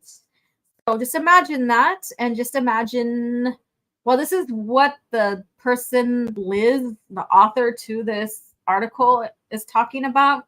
So is that what Headland is thinking? And if Headland is thinking this way, then it was approved by the one and only Filoni. Soul is the Latin name for our, yeah, I already read that one. They really wanted to have Soul be like Qui-Gon, but Soul's a cuck and Qui-Gon is an alpha. Chad laughed my ass off. Correct. So let's see here. I know you guys are going for it. Let me go ahead and get into this article. We are going to go over a little 2 hours, but I'm pretty sure you guys don't mind. It's been kind of a habit of mine as of lately. But I'm sure, like I said, you guys don't mind. We guys are hanging out. We're talking Star Wars. We're laughing at crazy shit, cringing at crazy shit.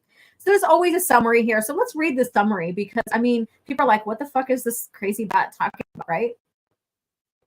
Master Soul's arc in the Acolyte mirrors Anakin Skywalker, showcasing the deadly consequences of attachment in the Jedi Order.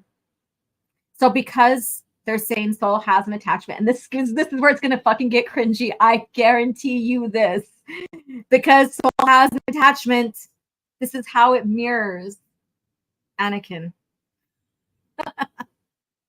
I'm not shitting you.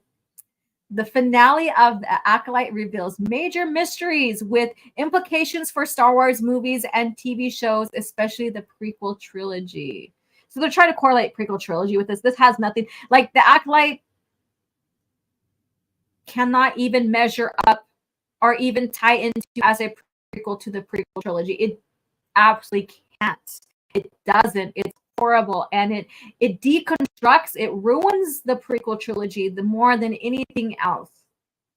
Master Soul's obsession with saving Osha leads to his demise. So again, read that.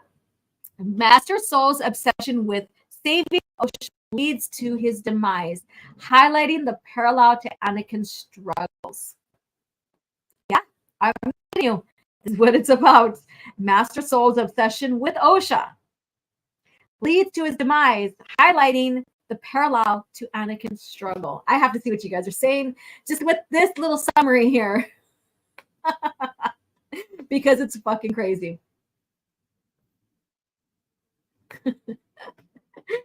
Anakin is a chosen one. Osha and May are fakes, and Soul is a shit character. This has nothing whatsoever to do with Anakin's situation. It's cringy because Soul went full pedo when he saw Osha. We'll get into that here pretty quick. You are kind of revealing what this is going to be about. Vernestra, whatever her name is a green mace window with a space dominatrix whip. Ooh, gross. Why wasn't it's Kymar? I was going to say Kumar. Called Darth Manila. I don't know. Is that a joke? So is Qui-Gon Jinn at okay, right. All right, let's get into here. Space Korean man bad. Well, I'm not going to go after his race and stuff, but here we go. Let's get into this. Are you guys ready for the cringe? Now, keep your beverages with you, but try to sip accordingly because I'm not going to guarantee you might spit out something, and we don't want that to happen. The Acolytes showrunner Leslie Hanland confirmed in a recent interview that Master Soul Star Wars arc is meant to mirror Anakin Skywalker's, which certainly explains the way his story ends. The Acolyte finale brought a close to many of the show's major mysteries. No way are they saying this. Oh my God, they have no fucking mystery because they revealed everything as they kept on going per episode. And that has been the discussion from the beginning by many who have been watching the show. There is no fucking mystery because they tell you in dialogue what's going on. There's no fucking mystery at all. It was all fucking predictable. Mysteries are not supposed to be predictable. And I'm just going off, like I said, from reviews of people who watch the show and some of my research, although notably not all of them, and also had significant implications for Star Wars movies and TV shows, the prequel trilogy in particular. However, one of the most shocking revelations was the connection. The once seemingly sweet Master Soul had to one of the Star Wars most powerful Sith. Okay. In an interview, I hate when this happens. Stop it. In an interview with Star Wars showrunner confirmed that Soul's complex narrative in the show is meant to be a reminiscent of Anakin's in the prequels trilogy, specifically Hannah explains, and this is what she says. Scroll into this a little, not that much. There we go. There's this big theme of duality in the show. What? Duality? Just because you have a person in two bodies doesn't mean it's a duality. Oh my God. The twins, they're not fucking twins. You fucking confirm that. The idea that Soul is kind of split in half in terms of his duty as a Jedi, but then also the paternal love that he has for Osha. What the fuck? He has a paternal love. He don't even know her.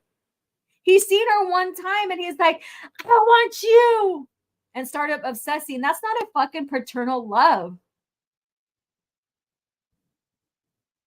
Oh my God. This is insane. I swear to God, this woman is, the more I learn about her, the more she's fucked up in the head. I'm sorry. I try not to judge people too much, but she is fucked up in the head. These two things cannot coexist, and yet he is attempting to make them coexist.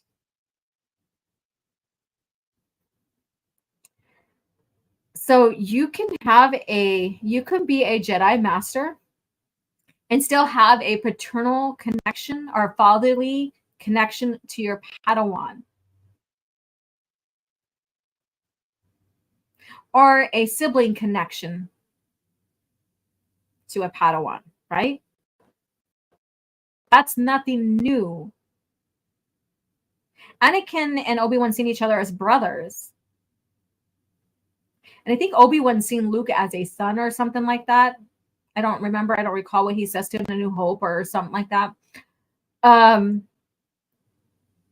But there's those connections.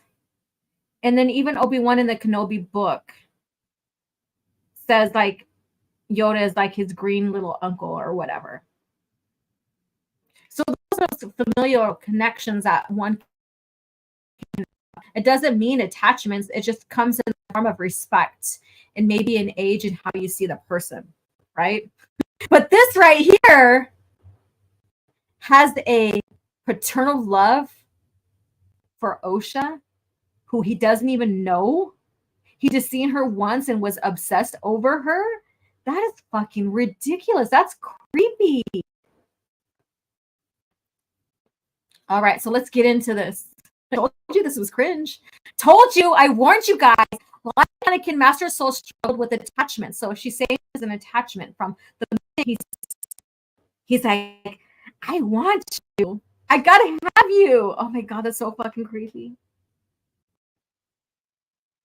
And this is another reason to them trying to destroy the Jedi, right? Make the Jedi look bad. But when you make the Jedi look bad, then the villains are less evil. So, because you have to have some kind of power, like just be some kind of balance between protagonist and antagonist, I guess you could say. And it led to his demise. However, Master Soul's attachment to Osha was much more confusing than Anakin Skywalker's attachments were. Confusing? Now that's an understatement. In Anakin's case, his obsession was not losing the people he loved. Yes, it was. His obsession was about losing the people he loved. What the fuck? Stemmed from trauma. What fucking trauma? Anakin really didn't have trauma. He knew what he was getting into when he left to become a Jedi. That's not trauma. Why do these people always want to insert some kind of like trauma, mental illness and stuff for these characters to make them look like they were like, you know, not understood and what have you? It's so fucking crazy. Specifically, the death of his mother in Star Wars. Again, losing someone he loves. Anakin's fall, and George even talks about this. This is even echoed throughout the historical timeline of Star Wars when it came to Anakin turning to Vader. Anakin Anakin's fall was because of love, but the attachment to it, the possession of through love. Anakin's redemption was due to love, and that's unconditional love, which he speaks about to Padme in Attack of the Clones. It's about unconditional love and no attachment to it, no possession of, but pure just love. So in the beginning, his fall was he got love wrong and wanted to possess it in fear of losing it. But towards his end and his redemption, he got it right through his son, Luke Skywalker, which Luke then took that example. I guess you could say, if you want to say that, you know, he learned from that. Maybe I'm wrong. Maybe I'm just implying something that's not there. But he took that example of love, of being unattached and possession of love, to create his order and allowing his Jedi to marry and stuff. And it is said that Luke didn't know much about the attachment, the dogmatic ways of attachment in the prequel time, because he didn't ever speak about it. He can only guess because there's nothing in the historical documentations and artifacts and everything that he's found. Where did I leave off at? To get into that, to really nail things down about attachment. But they do know something about attachment where it can lead to the dark side. So he didn't know much about it, but he knew that attachment can lead you to the dark side. So it's very interesting to get into like a bit of history with Luke discovering all of this about his dad's era of the Jedi Order, like when his dad was in there and stuff like that. Very interesting to get into, very interesting to dissect and see, like the things that Luke didn't know about, what he corrected, what he didn't know about, and the things that he corrected that he did know about. Very, very interesting. Something that needs to be explored more on channels like mine. Another little note here. Study this and present it to your followers, your subscribers, and to the greater Star Wars community. So let's go on. Well, yes, Anakin's attachment to Padme was undoubtedly stronger and more problematic in the long run than the rest were. Anakin knew what he was fucking getting into, because him and Padme talked about that. Anakin could leave the order and they would have been fine. But because Anakin was greedy, everything,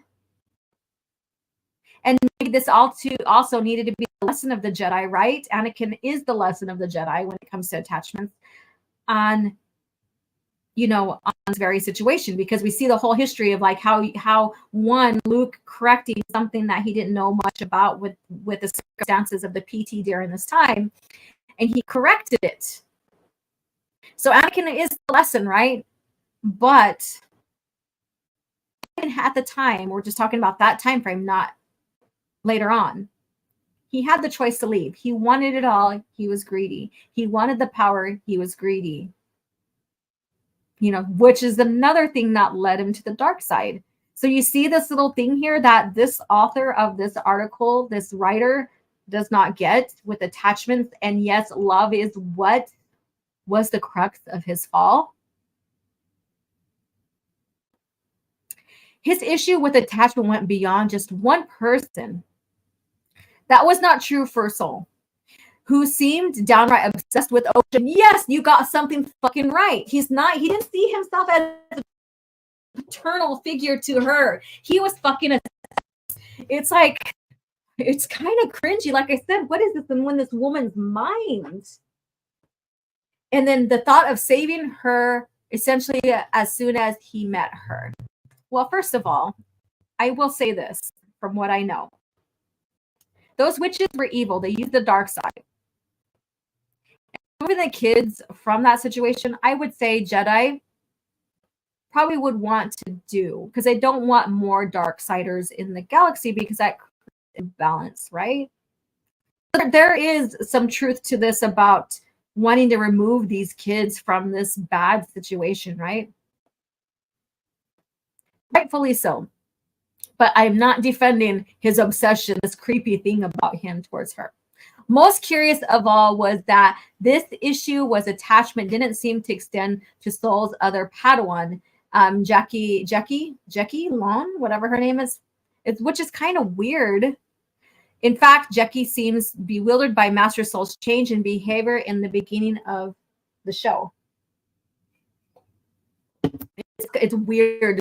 It's like, I don't know. It's like he's a creep. He is a creep. And I don't know. This is beyond attachment, I guess you could say.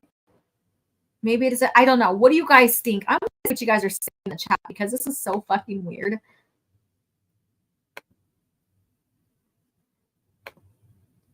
Yeah, Soul is such a joke in general. Yes. There we go. And then they used a dehumidifier. Let's see. How did a lesbian witch leader dies when she's a space fog?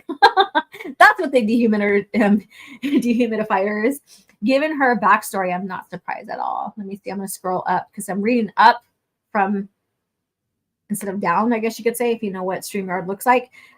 Chimera Vasa had a strange attachment to his master Dooku, but he wasn't about that.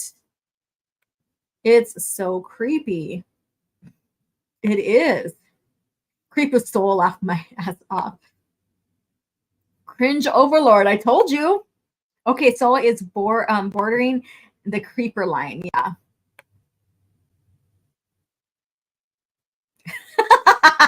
That is so bad. I'll just leave it at that.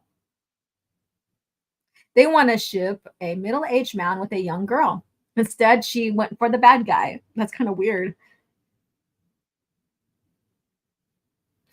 Yeah, Anakin kind of knew what he was getting into when he got Padme's number. Yeah.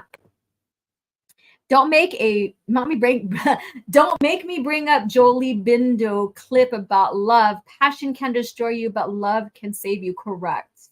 And that's Anakin's story too. And again, it's reiterated within the lore. You hear it both sides of the timeline.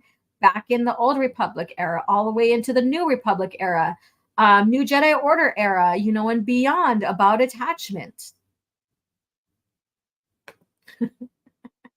Leslie is sure obsessed over cringy, pervy relation. It's so weird. It is fucking weird. The more I do research in the show and I see these patterns and then people praising it, I question today's society when I look at these people and they are like, this is the greatest show ever. And they don't see this bullshit. I mean, even this article shares how crazy and disturbing this shit is. This isn't Star Wars in a sense. Yes, I did state that Sith do seduce both mentally and, I guess you could say sexually, I guess you can say seductive in a way. They're, people to join them. Vistara Kai with Ben Skywalker, in a sense, didn't really turn out too well for them or her, because he never turned.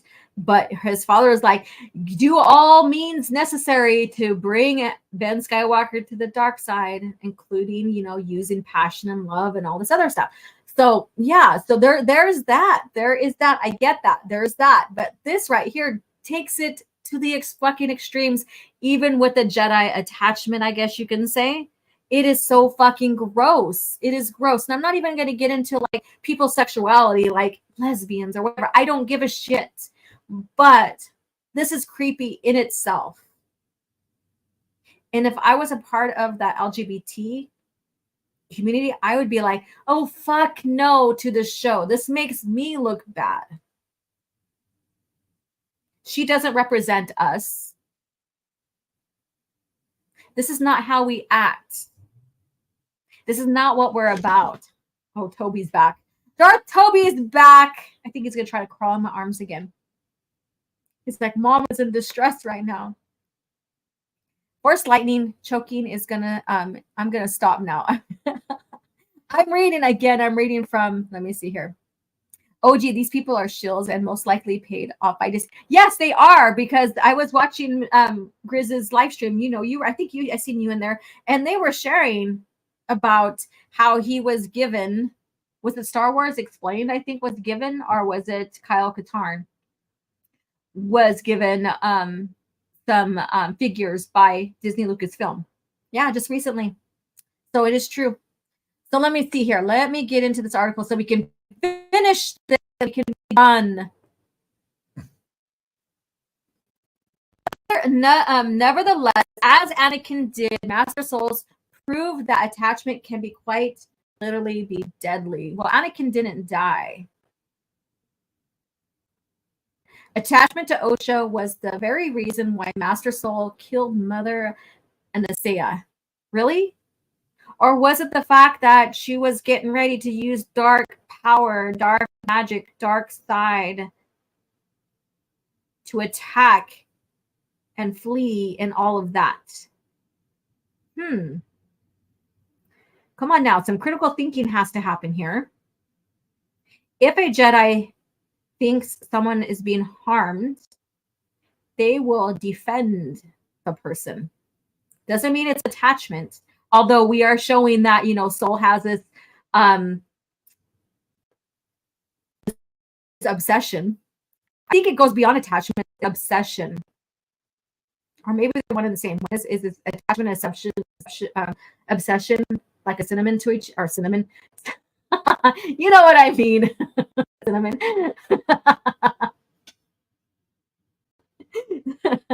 To each other. Come on, Laura. You can talk. Okay, anyways. As he believed her to be in danger and would have stopped at nothing to rescue her. Well, it was not only her, it was May too. It was both of them. But I think at the time, if I'm correct, May was out of the picture. I don't know. Like I said, I didn't watch the show, but I know there's two of them. But so he was protecting the person, the actual child that was in view. So you're saying that if it was May, then that maybe he wouldn't have saved her? Or do you think, just like you stated here, she was in danger, so he was trying to save her? That's not attachment. That's just a Jedi duty. I don't know. What do you guys think? Let's see here. So this obsession, yes, persisted until the very end when Soul was convinced he had still done the right thing by killing Mother Anastasia. Yes, I think he was right. And so then Osha choked him to death, which looked like a granny passing a crack on. That was bad. That was just such a bad stance, and it wasn't convincing. It was a force choke whatsoever.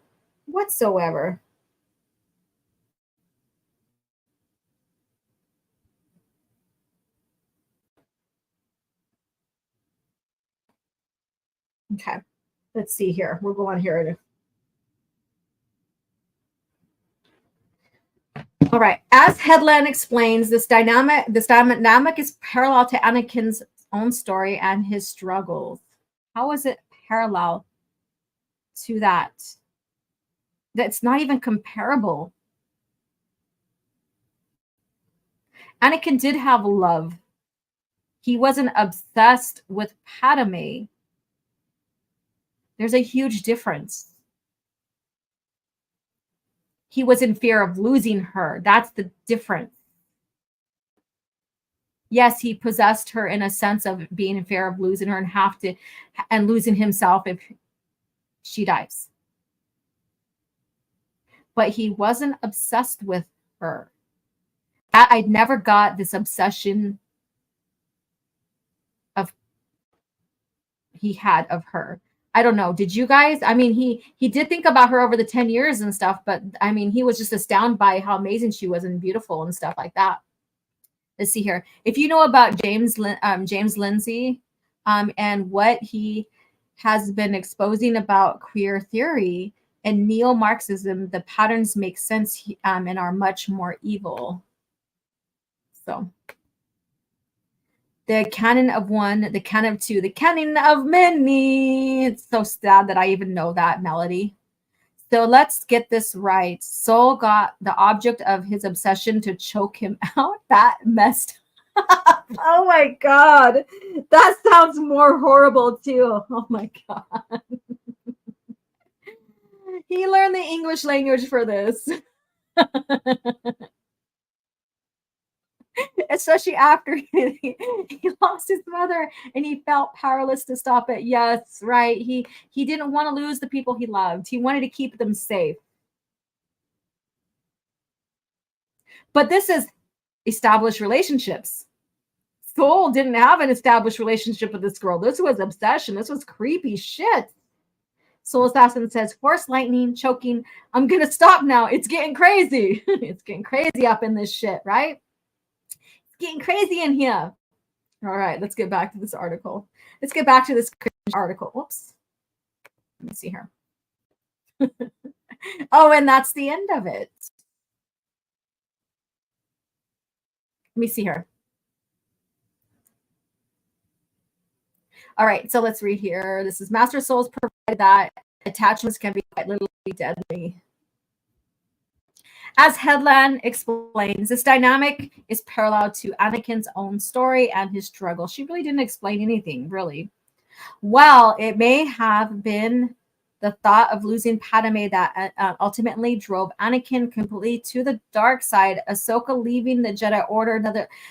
She has nothing to fucking do with this, so we're not even going to go there.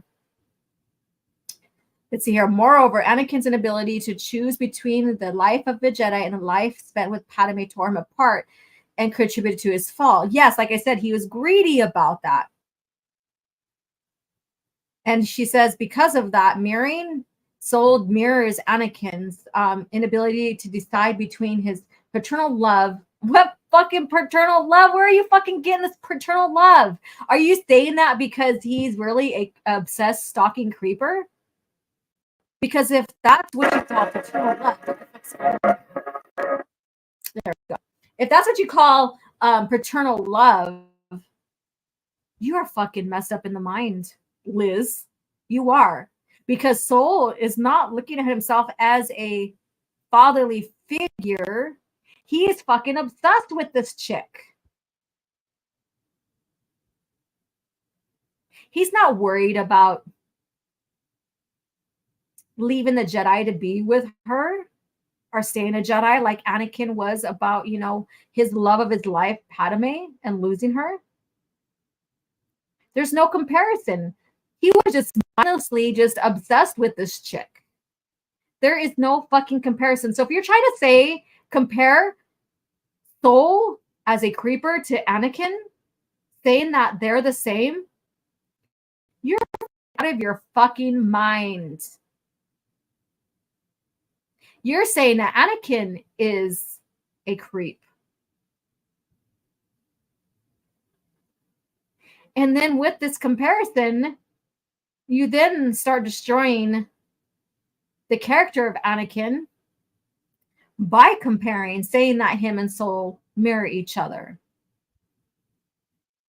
Oh, this is such a cringe. Oh, this is so fucking disturbing. Just the fact that this author is saying that Soul has paternal love. And they don't even fucking know each other long enough to even have that. Whoops.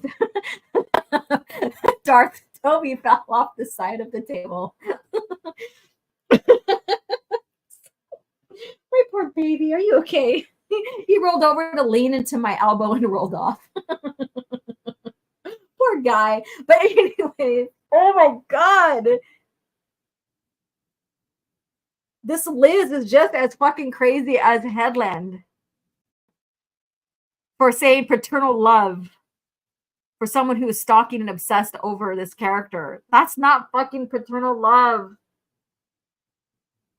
That is taking the actual like love bond between a father and a child and comparing it to a fucking stalker.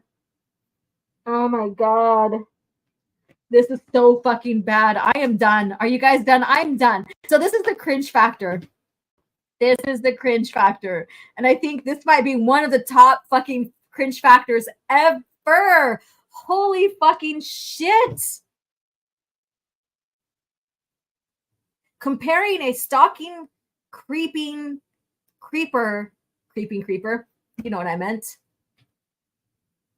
to Anakin and his love for Padme and his fear of loss, that's not fucking comparable whatsoever. Fucking ever. Holy fucking shit.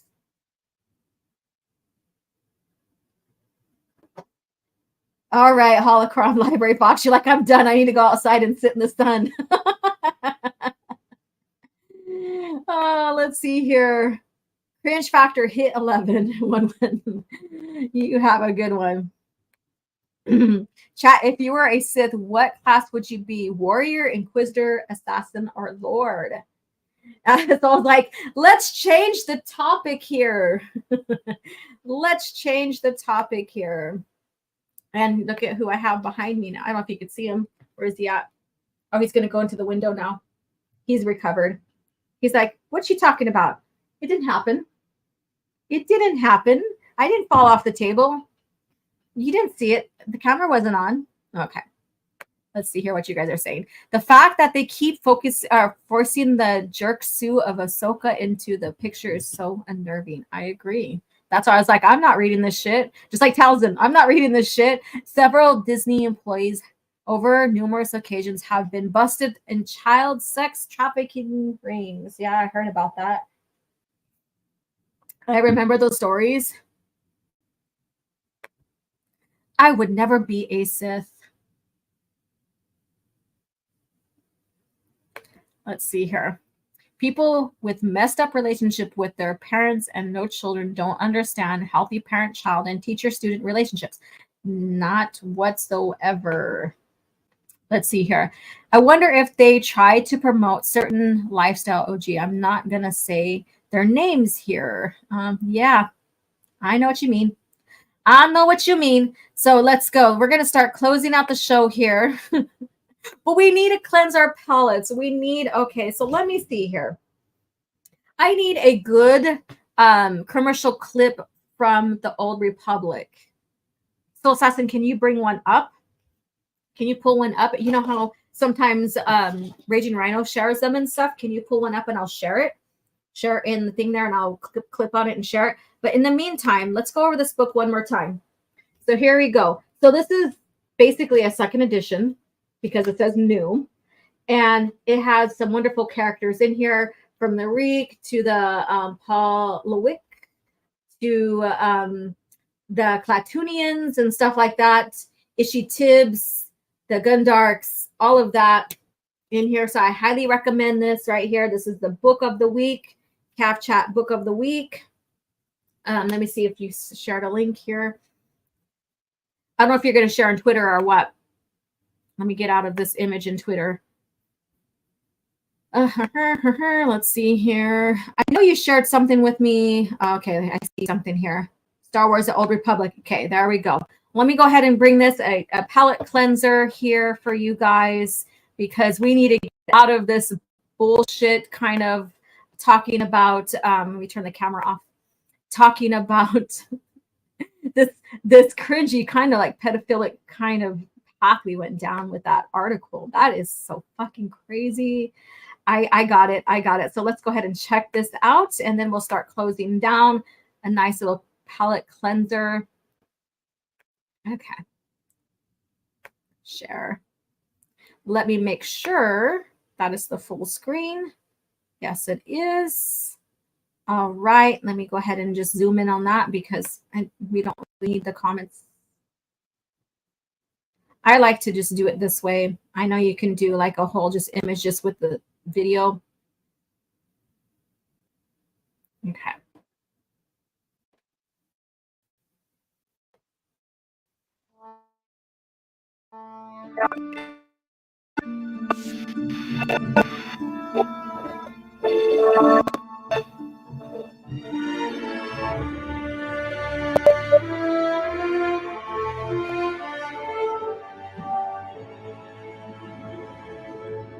Korriban, Ancient birthplace of the Sith.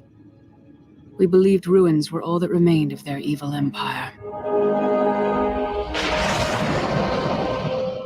I swear, I had no idea what was in those crates. I'm innocent. You were smuggling Sith artifacts, Captain. Fine, keep the artifacts. Just give me back my ship. See, smuggling Sith artifacts. Not supposed to. Inspecting the troops, Corporal. Satele, what's wrong? I sense a great darkness.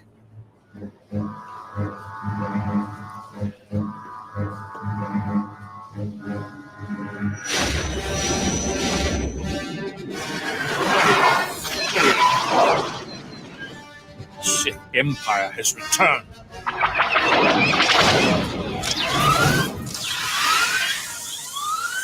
We must warn the Republic. Our shuttles can't outrun those fighters.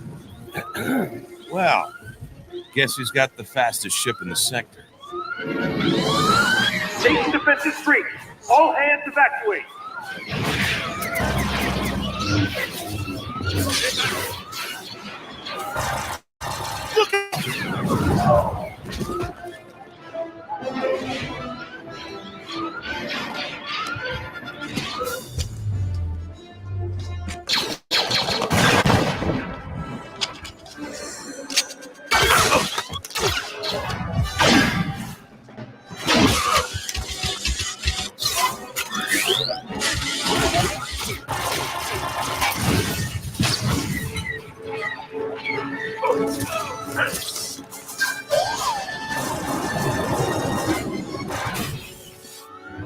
My ship! Will she fly? She's not pretty, but she's tough.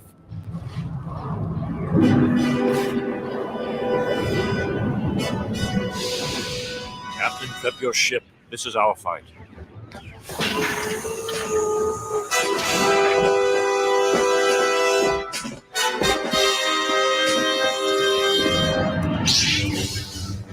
T7, cut the iron cannons!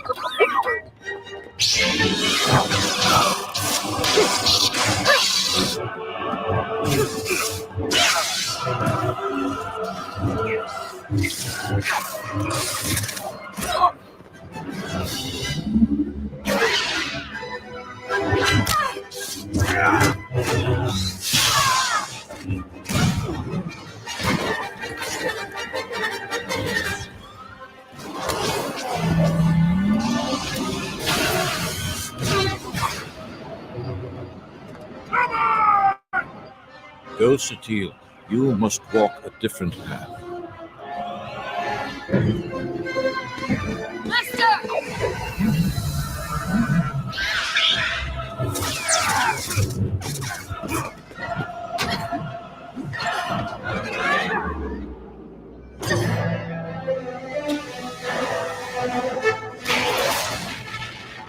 On those guns, now!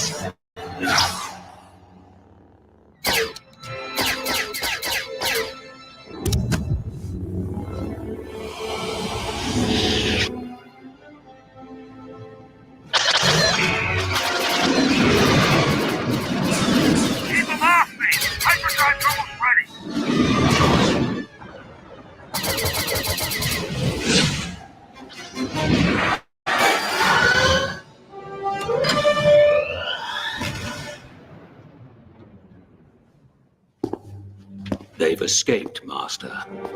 You failed. No, Malgus. This is only the beginning. Yes. After 1,000 years, Korriban is ours again. Welcome home.